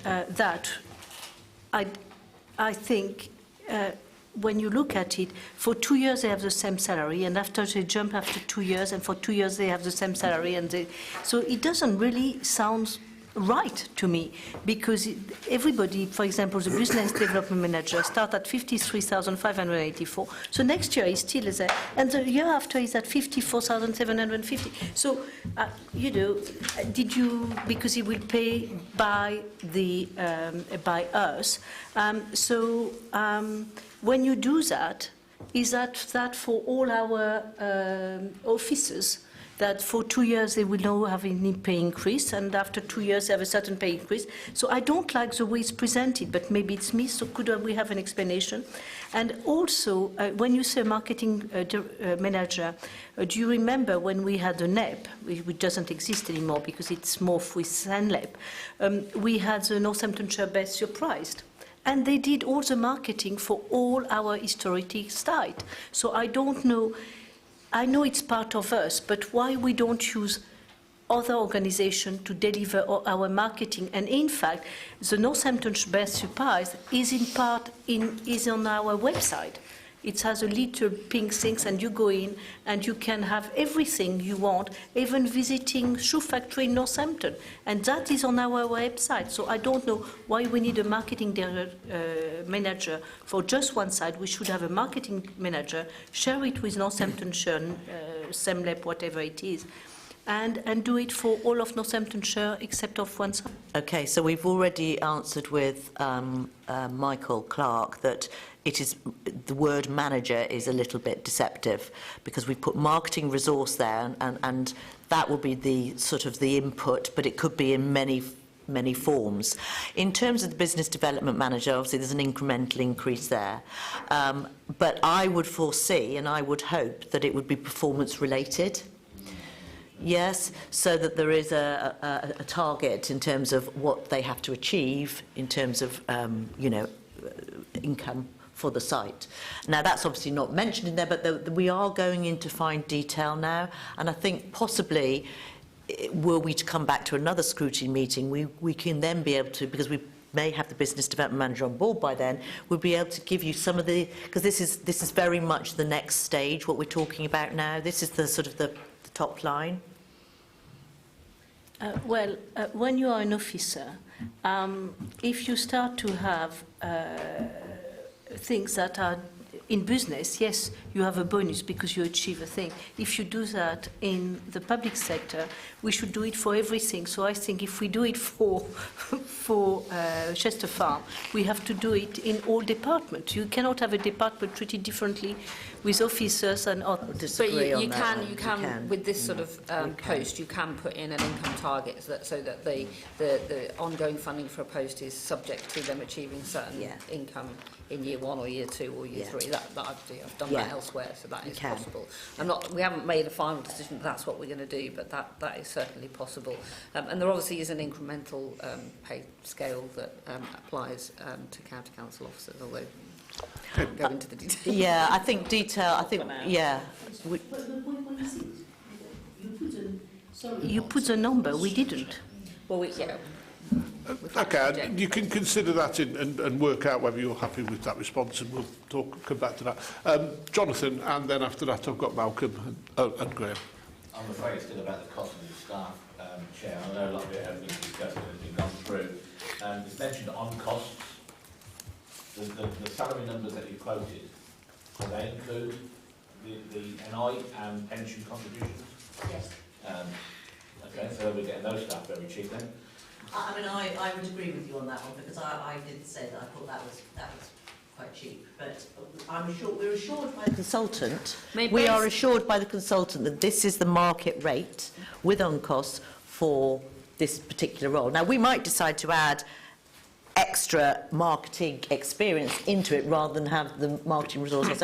You've got to look at what's available in the market. We couldn't do any of this until we'd actually got the sign-off from Cabinet yesterday. So now we can go out to market and fine-tune this. Yeah. And obviously, the posts, because they are employed by NCC, the job descriptions will be evaluated by, alongside the NCC pay scale. So that's happened already for the business development manager, and the figures that we estimated do include on costs. I understand. Use your mic, please. And so, Right, Jonathan. Oh, sorry. The amount of staff that are going to be needed to go through this, I think, has also been underestimated. I think Chris mentioned, like, if you're using marquees for weddings and events, you can't have your staff to do that because they won't be qualified in lifting and using machinery unless you train them to do that under H&S, which, for that kind of money, I'm not being funny, but for that salaries that you're putting these down as facility supervisors and other people, and that their salary won't include that kind of specialism. You will have to possibly go out and have outside contractors to bring those elements in, which will have a higher cost to them, and unless you put that on top of all the event costs and stuff like that. Also, you probably included your branded uniforms, not only for your employed staff, but also for all your volunteer staff. Branded uniforms, etc., is also going to be a high cost because you don't know what sizes they're going to have, and they're going to have safety boots, going to have all safety equipment. I know we're going off things. I can't see how the £240,000 allowance you put in there for staffing and the staffing costs. I mean, it did say on costs, so it includes everything else that they're going to need, PPE, etc. I can't see how those numbers are sustainable. It does seem to differ. And I will finish on one more thing, Chair. You're talking about the income from car parking, around about 15,000. You anticipate about 22,000 to 25,000 visitors, roughly. But the income from car parking is only 15,000 to 24,000 after year 5. Well, I've just done a quick calculation. That means you're going to only charge £1 per visitor to park. A lot of them will be on coaches, presumably. Well, then, would you charge the car? It doesn't think. So what I'm saying, if you're deriving an income, but it still says there's a £1,200 bill for car parking in there. So I think you're absolutely right. Some of your numbers, sort of detail. We try and come to a conclusion of it. we are, Chair, but this is the sustainability, the commercial sustainability that Chris said. The numbers. I appreciate that you've gone through the numbers, but I think the numbers need to be done by. And I'm not saying that your expert doesn't know his numbers, but I'm just saying that. I'm not an expert. I doubt you can give a detailed answer to those specific points. However, if you want to make any general thing about the confidence... You made the point, Mick, in terms of the bus and the car parking. It is a conservative sum of money. It isn't an exact figure because obviously you've got an approximate number of visitors. But with buses, you know, if there's school buses, you might not charge for the buses. So it could be a lot more, but it was better to be conservative and then overperform than the other way, which is normally how we've done it in the past. We have had the experts on this, both the Heritage Lottery Fund have gone through this with a fine-tooth comb and have done exactly what you've done today, and we've sat in a line having to answer the same questions, and they are satisfied with the numbers, okay, as is the consultant, so we can do no more at this stage. Naturally, we will be fine-tuning as we go through, and when we've got this business development manager in, I'm sure they will want to inform, but we've done as much as we can in the time considered, and the Heritage Lottery Fund are. And Jonathan and the rest of us will take a decision on we're satisfied or confident in due course. Chair, if I may just add, on the working group, you said there was a working group which do hold BCW members. Yes. On that group, BCW, sorry. Borough Council Wellingborough. Yes. Mr Griffiths' crew. Yes. And Jenny Bone, you mentioned Councillor Bone. There's a finance person from the borough and there's somebody else from the borough. So use your mic. But anyway, so what I'm saying is that if we have representation on that panel from the Borough Council of Wellingborough, Borough Council of Wellingborough aren't the funders of this, we are. So is there any representation from NCC on it? Yes. And is that person a member? Yes, well, I'm a member for NCC, and we have a finance person from NCC. I'll be a little bit more clearer. Somebody who knows the area and knows the people around the area, local to the actual site. Well, if you don't... Could we have a better understanding of it, Lizzie? I'm sorry, but the people who live around there know what the site is, where it is, and that's why Wellingborough Council are represented. Yes, exactly, Jonathan. And, you know, with all due respect, I've been given the role. I have obtained input from people like Martin Griffiths, from the Mercers, and you're very welcome at any time to input. You can't be all things to all people, and we've done... I wasn't saying me. Well, you know... OK. I've got a couple more speakers, and I say we really need to try and bring this to conclusion about our overall thoughts. I've got Malcolm, then Graham. Well, Chair, the questions I was going to ask have been asked and answered. I'm more interested in the wind-up session that we're going to have. I will come back to you in a few seconds. Thank you. Graham. Just a quickie. Are we planning to self-insure the site? Because there's nothing in the costs for insurance. And if we are, bearing in mind the fire we had, is that could be an issue. Well, I don't know. Services. I'll come back to you on that. I'd need to check the... we are insuring Yeah. it. I'm not sure where it is in the figures, but we That's what I definitely mean, are, because yeah. I've asked about that question as well. But a good point. OK. Right. Thank you, everybody. Thank you in particular, Lizzie and Kerry. Hopefully that was a useful and constructive question and answer session for all of us. I think actually the first thing I would say, it's a shame in a way, isn't it, that we haven't had this scrutiny session before the Cabinet meeting yesterday. I think it could have been... That was the intention. But I think it's because it clashed with the budget. We didn't know, of course, until it went to Cabinet. Anyway, no matter. I spoke with Victoria about this, and initially we discussed this coming to here before Cabinet. In November, but it just didn't happen. OK.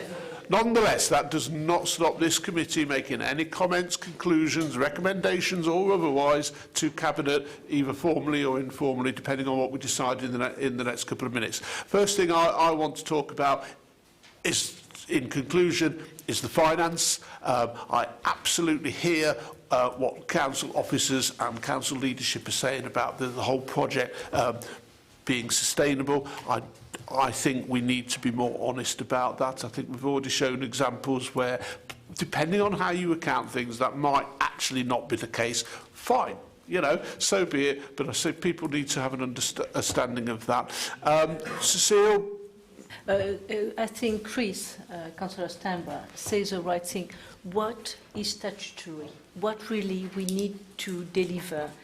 Because we have been told that we are so deep in it that we have to do something. So basically, the whole information or all the things, because the work has been done, and I'm sure of a good quality, but if we said the risk is 1.4 million we have to repeat to the lottery and we can sell the site and forget it, maybe so be it, because that is the... So I think Chris' question is the bottom that we don't have at the moment. I think there have been a couple of points throughout the debate where questions have been raised, which we will certainly want an answer to. Whether that can be given in a sort of briefing notes, or whether we need to revisit this whole issue again in a meeting, is a question for you guys at the moment, and whether waiting for those answers would stop you making any initial comments or not, again, is something that you can decide. James, you wanted to come in? Yes, thank you, Chair. I wondered if it would be just handy to run through the additional information requests that I think have arisen from the meeting. Page 20 of the report, I think the committee was seeking further information around the status of the discretionary capital borrowing, essentially whether that would need to be repaid. Confirmation of the exact statutory responsibilities on NCC regarding preservation of the site and its heritage. Clarification of the figures on page 35, which were the ones Councillor Stambra raised around training digs, living history events and Christmas at Chester Farm, the cost compared to the return of those. Further information on the reasons why Chester Farm is a site of national significance.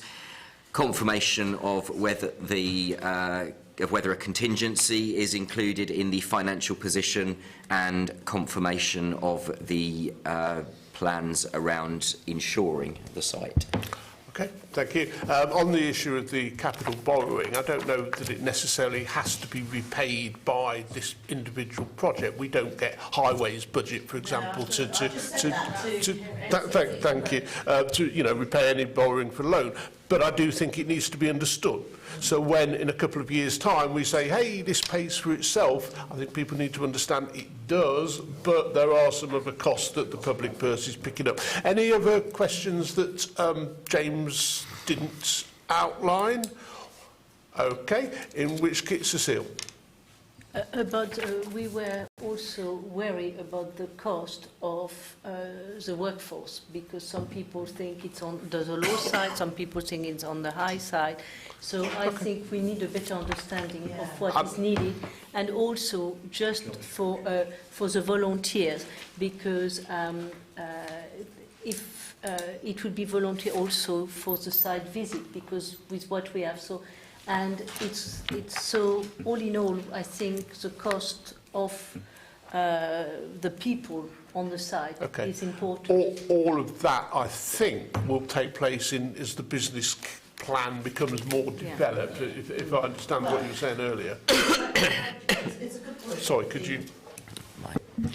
Yeah, a lot of that will develop with time, but I would quite like on the notes as action, just as a reminder, to just scrutinise the business development manager costs, because I do remember saying that I thought it was a bit light. I was assured that it wasn't, but actually when you look at the 37% on costs, I can't see how you're going to get a business development manager for that sort of money. So just as a reminder to myself, for us. I mean, the job description has been evaluated, so I can now get the final cost that will come out. Yeah, but Chair, if I may say, especially if you're going to say that the business development manager can be also the marketing manager as well.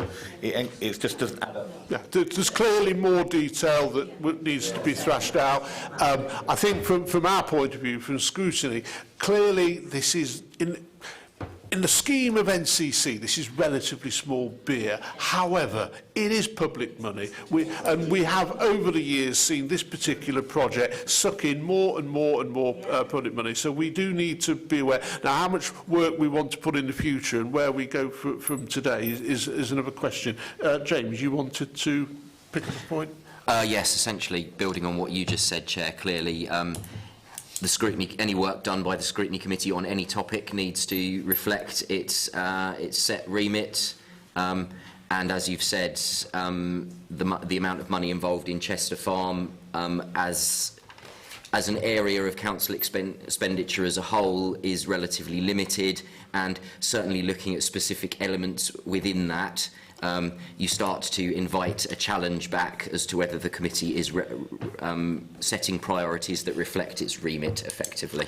Okay, I've got Michael. Graham, did you indicate yes, and Cecile?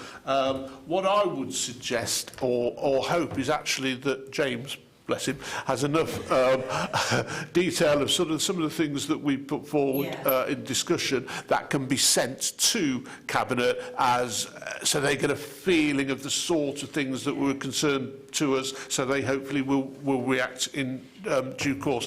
Sorry, Lizzie, you wanted to come back on that? And then I've got I Michael. just wanted to say that actually we do actually welcome the scrutiny, because I think, as you've all quite rightly said, it's been going on for so long and it's important that we get it right this time. So as much as it's painful for us, you know, we do want to fine-tune some of those areas where there is ambiguity. And what I would also say is the Heritage Lottery Fund, I've been very impressed with the way that they've scrutinised this, because, again, it's been on their watch list for a long time. And so this is only right, because this is public money.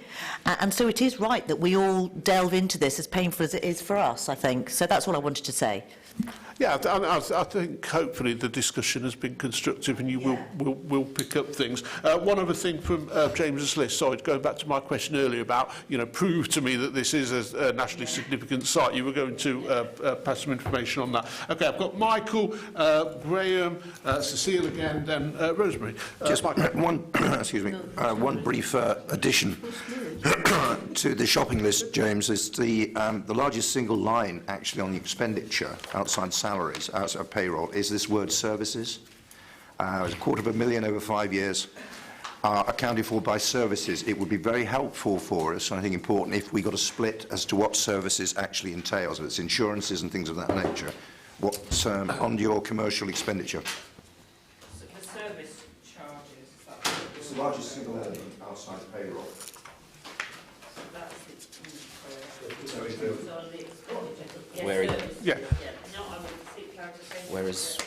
Where are you referring to specifically?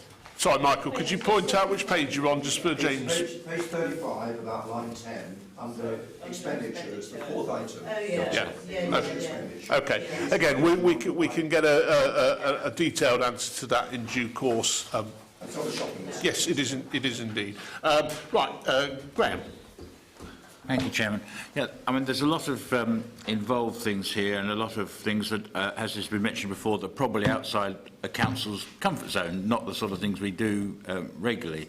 It just occurred to me that the sort of things that are done here are done regularly by English Heritage and the National Trust in their properties. No mention anywhere, any correspondence, and I wonder whether it might be worth getting some sort of review or report or a sustainability report from one of those organisations using their expertise, because they're doing it all the time, to tell us where we're right, where we may be wrong. Okay, so as I said, the Heritage Lottery Fund... Heritage Lottery, English Heritage or National Trust who actually do this day to day. Well, the guy that's actually the senior investment manager that's working on this also does English Heritage and all sorts of other projects. He's brought in specifically to do specific projects. So we are taking our feedback from them, because they've obviously supported us considerably in terms of financial expenditure. We've had letters to confirm where in the past there were gaps, for example in the sales and marketing plan, you know, the fact of getting the business development manager in. So I think that should be sufficient in terms of support and advice, alongside the external consultant that we've got, alongside Kerry's expertise. I would suggest that we have actually covered all bases. Okay. Cecile, then Rosemary, then I want to try and bring us to a conclusion. Two things. Oh, sorry. Rebecca. Yes, I've written. Oh, no, I've written Rosemary. Sorry. So, what I would like, if we could have an exploration of how those barns, instead of seeking outside tenant and so on, we can use them to save money on NCC, for example, IT or other ideas that we will need for the future. So I think, can we use, because we need more building for NCC, I know, but we need storage, we need all that. So everything we can for the utility of those barns without really to rely on outside revenue, but a saving. We will certainly look at the IT disaster recovery solution that you've suggested, because that will be required regardless. But there's a slight caveat to that, because obviously the whole assets that are required for NCC is completely aligned to the whole assets that are going to be required by the two unitaries moving forward. So this, I think we have to think about that in the light of the unitary programme, so we wouldn't have those answers immediately, because NCC wouldn't necessarily want to say that's the space we'll use for that, when NCC is not going to. But the IT one, I think, the we IT could one explore that we'll one. explore. Yeah. Because, sorry, if that work, apparently in England there is a great need of IT space. All over, so maybe all those things, and we become very good at it. So thank. The committee wants to say as a whole, because at the moment it's just her saying. Can't build on it. I've got Rebecca to come in. Jonathan, you want to come in on that particular IT comment, and it would be useful to get a feel of the committee's view as a whole. Absolutely. Thank you very much, Chair. I understand where you're coming from, the IT infrastructure and using that as an area. It will not be possible to do that. The IT infrastructure, to put that down as a hub, will just be commercially, financially, you just wouldn't be able to do it. You couldn't use it as a hub. There is nothing down there to put IT in. You've got no cables, you've got no fibres, you've got nothing down there that will run it as an IT hub. You wouldn't be able to do it. It'd be financially Well, we can ask the question, can't prohibitive. By both sides of the coin. And it may be that's my industry. I know you won't be able to do it. Financially, it may be one of the things that comes out of our conclusions now is to be kept updated with progress on the whole project. Rebecca, you've been patient. Thank you. This has been a really interesting debate to come in absolutely fresh from, and actually taking Jonathan's point about being local. Bottom of the district, I know almost nothing about Chester Farm apart from what I've read in the press, through these papers and so on. But Lizzie, I think, has been in a fairly similar position in that you were thrown into this in June, going in completely fresh. So what I'd like to know is, having spent 6 months, having pored over the figures, do you feel excited by the prospect, by what's on offer here? Okay, so Which I know is a tough question, and I'm not asking you to necessarily pin your colours to the mast, but do you feel a sense of optimism that this is achievable? You've been talking to HLF. Contrary to what Graham said about figures, I actually relish pouring through the figures. I really do quite like that bit.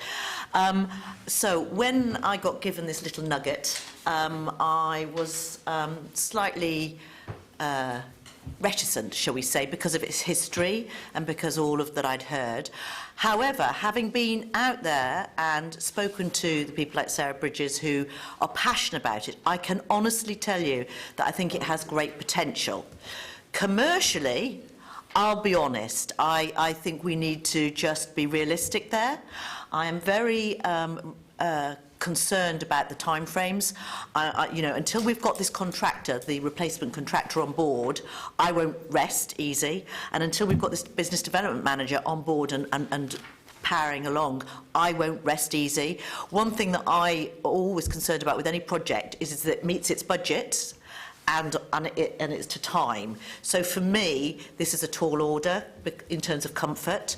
As I've said, I've never done a heritage lottery thing before, but I did gain confidence from the Heritage Lottery Fund in terms of what they scrutinised, myself and Darwin, at this meeting in Nottingham. I was sort of quite in awe of the depth they went into. So I feel that with their support and guidance, and obviously with Kerry's experience, and once we've got the team, then we will give it the best shot that it's ever had. But I do think we need to be very realistic about income generation. But I think it's more than just income generation. It's an archaeological facet, if you want to call it that word. I would like to know more detail about what archaeologically, you know, the benefits are, because I probably need to know more about that. But we are where we are. So I'm going to give it my best shot. Thank you. Which segues into my next point. Having had experience of HLF and what they've done in our end of the district, they are extremely hard-nosed, and that gives me some considerable comfort actually as to where we are. But talking about time frames and how long it takes to get contractors on board, move things forward, we're moving into shadow in May, imminently, and we're possibly passing on a considerable cost to a new unitary, and I just wonder whether this ought to go perhaps before a joint committee, just as an item of interest. It needs to be something that's... I'm sure it is in there. No, but I will. It is something that they'll be aware of, but I think they need to have an opportunity, or be offered an opportunity to make comments about what we may be passing on and whether there is an appetite for it. Because if there is no appetite... Can I just say, by all means, if that's what you all decide, the commissioners have been heavily involved in this as well. So they might want to input into that, because it isn't the sort of project that you'd say, yay, let's go for it. It's one that we are, you know, we've been presented with and we are making the most of the challenge.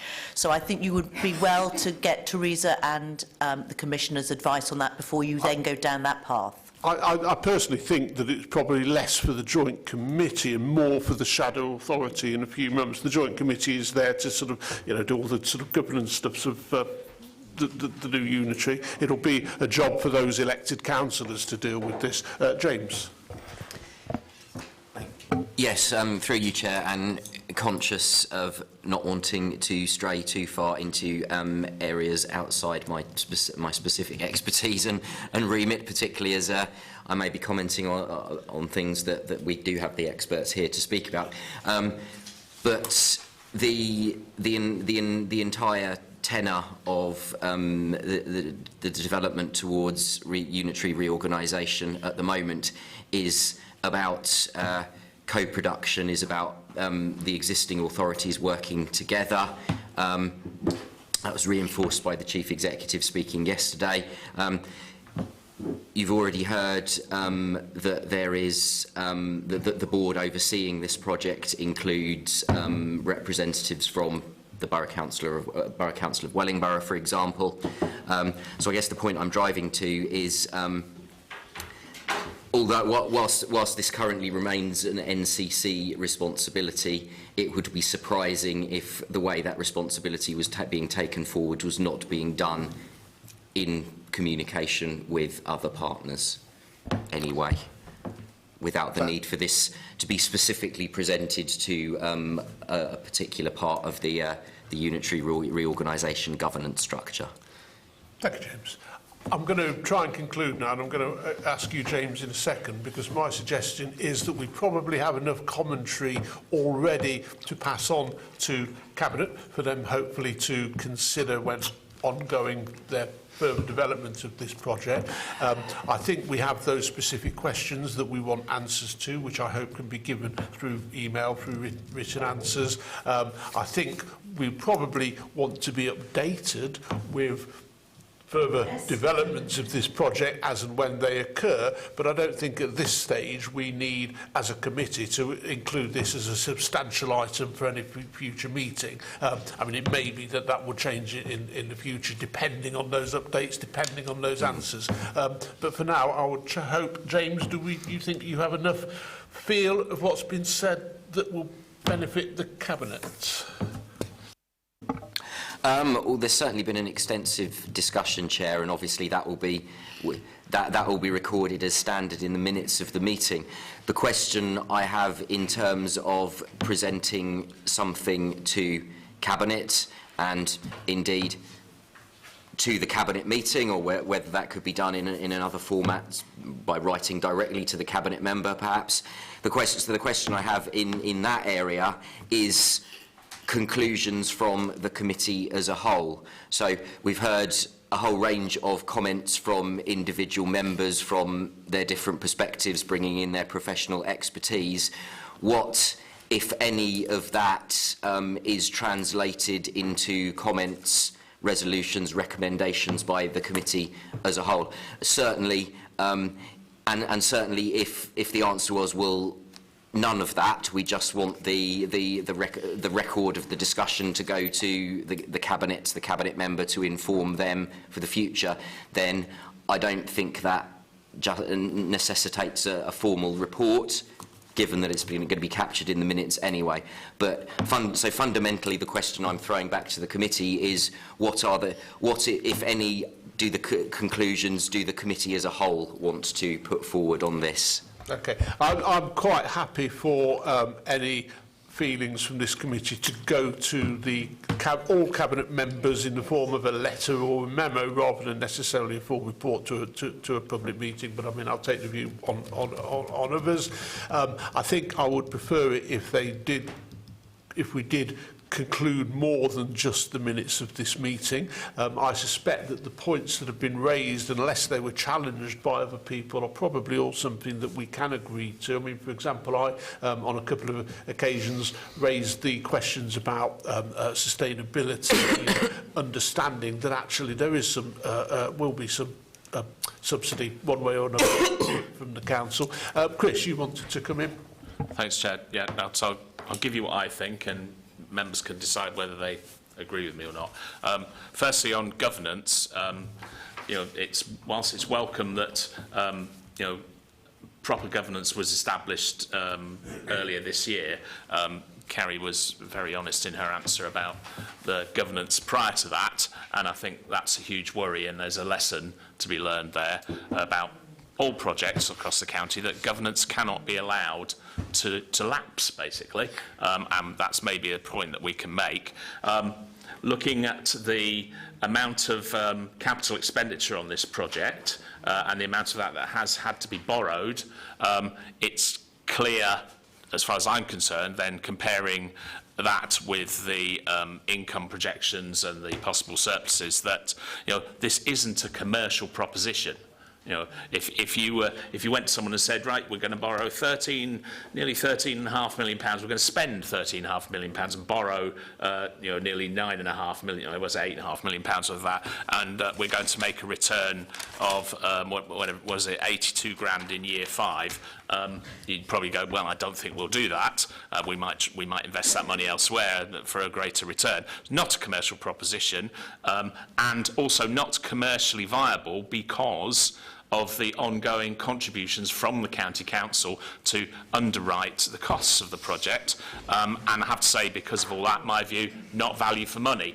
But that might all be trumped by whatever our statutory responsibility is. Because if our statutory responsibility is to do all the things that are in the business plan, then it doesn't matter whether it's value for money or not, because we're required by the law to do it. So it would be interesting to know exactly what what our statutory responsibility is. And indeed might all be trumped by an understanding of the historical significance of the site. You know, I mean, I'm sure the Palace of Versailles you mentioned before, they probably spend millions of pounds a year subsidising that, and that would be regarded as money well spent, I'm sure, by the French. Yeah, I think all that should be included. Anything else, Malcolm? Yes, thank you. I've listened very patiently, and I've agreed what most of it's been said, but basically I am very, very excited for many, many years, because this project, I've been involved from day one, nearly 16 years ago, when we first at Wellingborough went forward with this with the County Council. There's been a lot of work underneath the bridge there. Unfortunately, the site had a bad fire a few years ago, which delayed a lot of things and whatever. But I see now a great opportunity, and things have changed in those 14 years, because Chris indicated it won't make a commercial project. Well, I believe it will, because those same comments were made about Rosedon Lakes a few miles just down the road from this heritage centre. Now, it's on the A45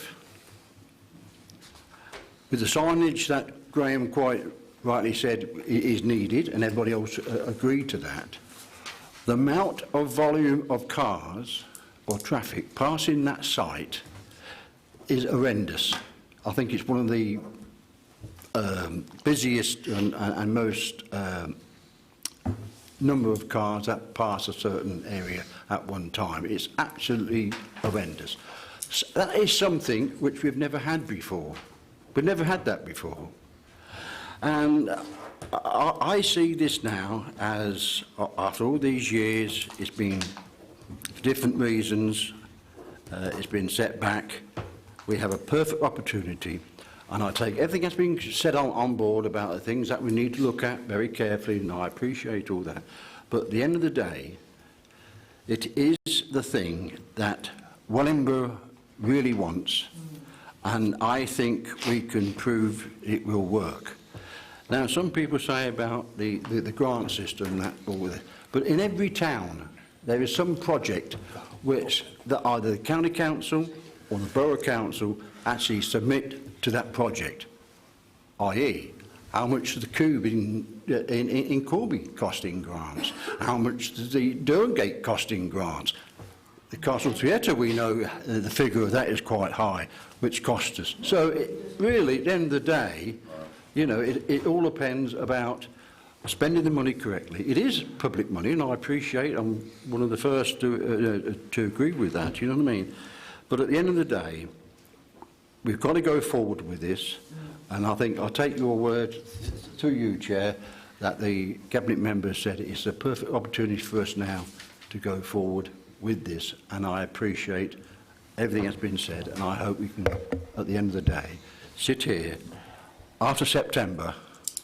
I look forward to September 20 now to be probably one of the first people to go through there, and I'm sure through you, Chair, you might have to organise a little tour in September for this committee so we can see all the good work that we've done and all the work that needs to be done for the future. Thank you, Chair. Thank you very much. I don't think, however, that your suggestion that this will make a profit will necessarily be the conclusion of this committee. I think the evidence we've heard today has been about risk, has been about 80% confidence in the business plan and some of the other things we picked up. That doesn't mean that we don't want it to happen, no more so, I'm sure, than the two people sitting in front of me. But I think we need to conclude that, you know, an understanding that there will be a need for yeah, absolutely. Having said that, fingers crossed, and I'll certainly be one of the first few paying visitors, I'm sure. Jonathan and Michael. Thank you, Chair. I think it's fair to say that the outcome of today, at least of today's discussions, is that it's very clear that Northamptonshire is a heritage-rich county. Unfortunately, we're cash poor. I think it's an excellent additional heritage site to Northamptonshire, and it should be exploited as such. It's not a viable business, and for us to try and say it's going to be a viable business, if we took this business plan to Sir Alan Sugar, we'll be fired. I think we need to exploit it as a viable public heritage asset. And therefore, yes, I agree we should be maintained. I don't think we should be looking it down as a viable business, because it won't be. But it will be an excellent asset for the people of not Northamptonshire, or not just Northamptonshire, but for if you like, the East Anglian region at least, because it's easy transport, especially with the road infrastructure. Business to make profit, absolutely not. Asset for heritage, absolutely yes. Michael. Yeah, very briefly, Mr. Chairman. I fully accept what Chris and others have said about this not being a commercial project. We have terms of reference, and we've got to abide by those, and we have a rich heritage. However, having said that, we have a duty as councillors to do something which, say, some of our predecessors in this and other authorities have not done, in the widest, broadest sense of the word, and that is to insist that we get the best value for money. I dislike, actually, the use of the word public money. This suggests a magic money tree. I prefer use of the word taxpayers' money. This is money we are taking off the council taxpayers and others of Northamptonshire. We have a duty to ensure in this and in a wider context, whether it's in children's and other services, that we insist on best value for money and question every item of expenditure. We're not here to waste things. We're not here to invest in vanity projects. And we're not here to line the pockets of vested interests. And I just leave it like that. Okay, so I think we're concluding that there is a risk around this project financially, but that it could be argued that that's worth that risk. James, have you got enough, do you think, to pass on comments and conclusions? And certainly, you know, the detail of some of the things we've been looking at today, I guess the commentary there is that we hope that the Cabinet will be looking at also those sort of details. Yeah, thank you, Chair. I think it can possibly all be crystallised in the idea that the committee supports maximising the value of an asset, that it at the same time it recognises that there are risks involved, and particularly highlights the point raised about the viability of the case presented, takes into account the original capital contribution by NCC and the ongoing revenue contribution by NCC or successor authority. So that's about being open-eyed about what's being involved. Honest about the overall picture. Yeah. And did the committee also want to pick up Councillor Stamber's point about the governance recognising that it was now in a good place, but the need to learn that it shouldn't have been allowed to get to to be recovered. Absolutely, that's a lesson that might be useful elsewhere. So it's worth pointing out to the Cabinet that we've mentioned that. Okay, and are people happy that we send a letter to all Cabinet members outlining our sort of conclusions? We will get answers to specific questions coming later. We will also hopefully, Lizzie, get an update on the project in whenever there are changes, and we can, if we need to, revisit it as and when, but no plans to at the moment. Nodding heads. Great. In that case, thank you again, Lizzie. Thank you again, Kerry. Really appreciate that. That's certainly helped, I think, all of our understanding on what's been a, dare I say, a controversial project over a number of years. Thank you. Okay, committee. That brings us then to what is on the agenda of item 7, the Northamptonshire Highway Services contract. I think you're aware that actually we're not discussing that today, and if I could bring in Jonathan as chair of the working group who's been looking at the highways contract, you can maybe just give us a brief update. Thank you. Thank you, Chair. Yes, I'll just give a quick verbal update on there. James will probably confirm that possibly the final meeting for the working group has been set, I think, there or thereabouts, the 8th or the 9th, mostly the 9th of January. Just enough that is, we have now received the documentation that we've been asking for, albeit a while, but we've now got that, and that has been circulated to the members of the working group, and I have asked them to read those documents, note its contents, and any questions that they have on them is that we can collate them possibly before the meeting, so that if we need any additional answers from officers, we can get them. It's quite a big document, is the original contract and the KPIs for delivering the contract, which is what we need to look at. I have had a quick chat with Teresa Grant, which was proven very difficult to have, and I had that last night after the Cabinet meeting, just to iron out a few things which will be also in the report, Chair, and I don't think it would be fair to discuss them here. And we will be having on that final meeting the interim Director for Place and Highways for us to ask questions to and what have you. So in summary, Chair, I think it's fair to say final meeting will be held early January. After that, we will then compile and complete the draft report, which will come, I think, to Cabinet, but James can be a bit more clarifying on us on the draft report. I will add that the monitoring officer is very keen to have the majority, if not all, of our final report in the public domain. And until we've had that final meeting, Chair, and go through the final documents, that's about all we can do at this time. Thank you. And that report, of course, will come to scrutiny rather than Cabinet. We will perhaps pass it on to Cabinet once we've had it remains the property of scrutiny. I'd just like to... and I'll be guided by James. I'd just like to say...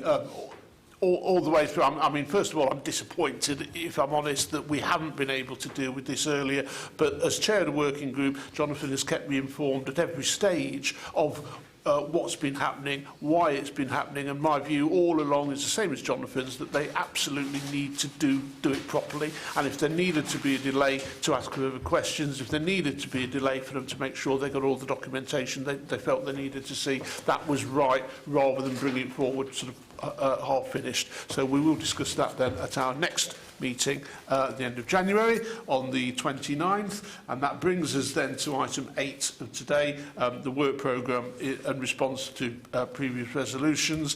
On the 29th, our next meeting, we already have the highways report as just discussed. We already have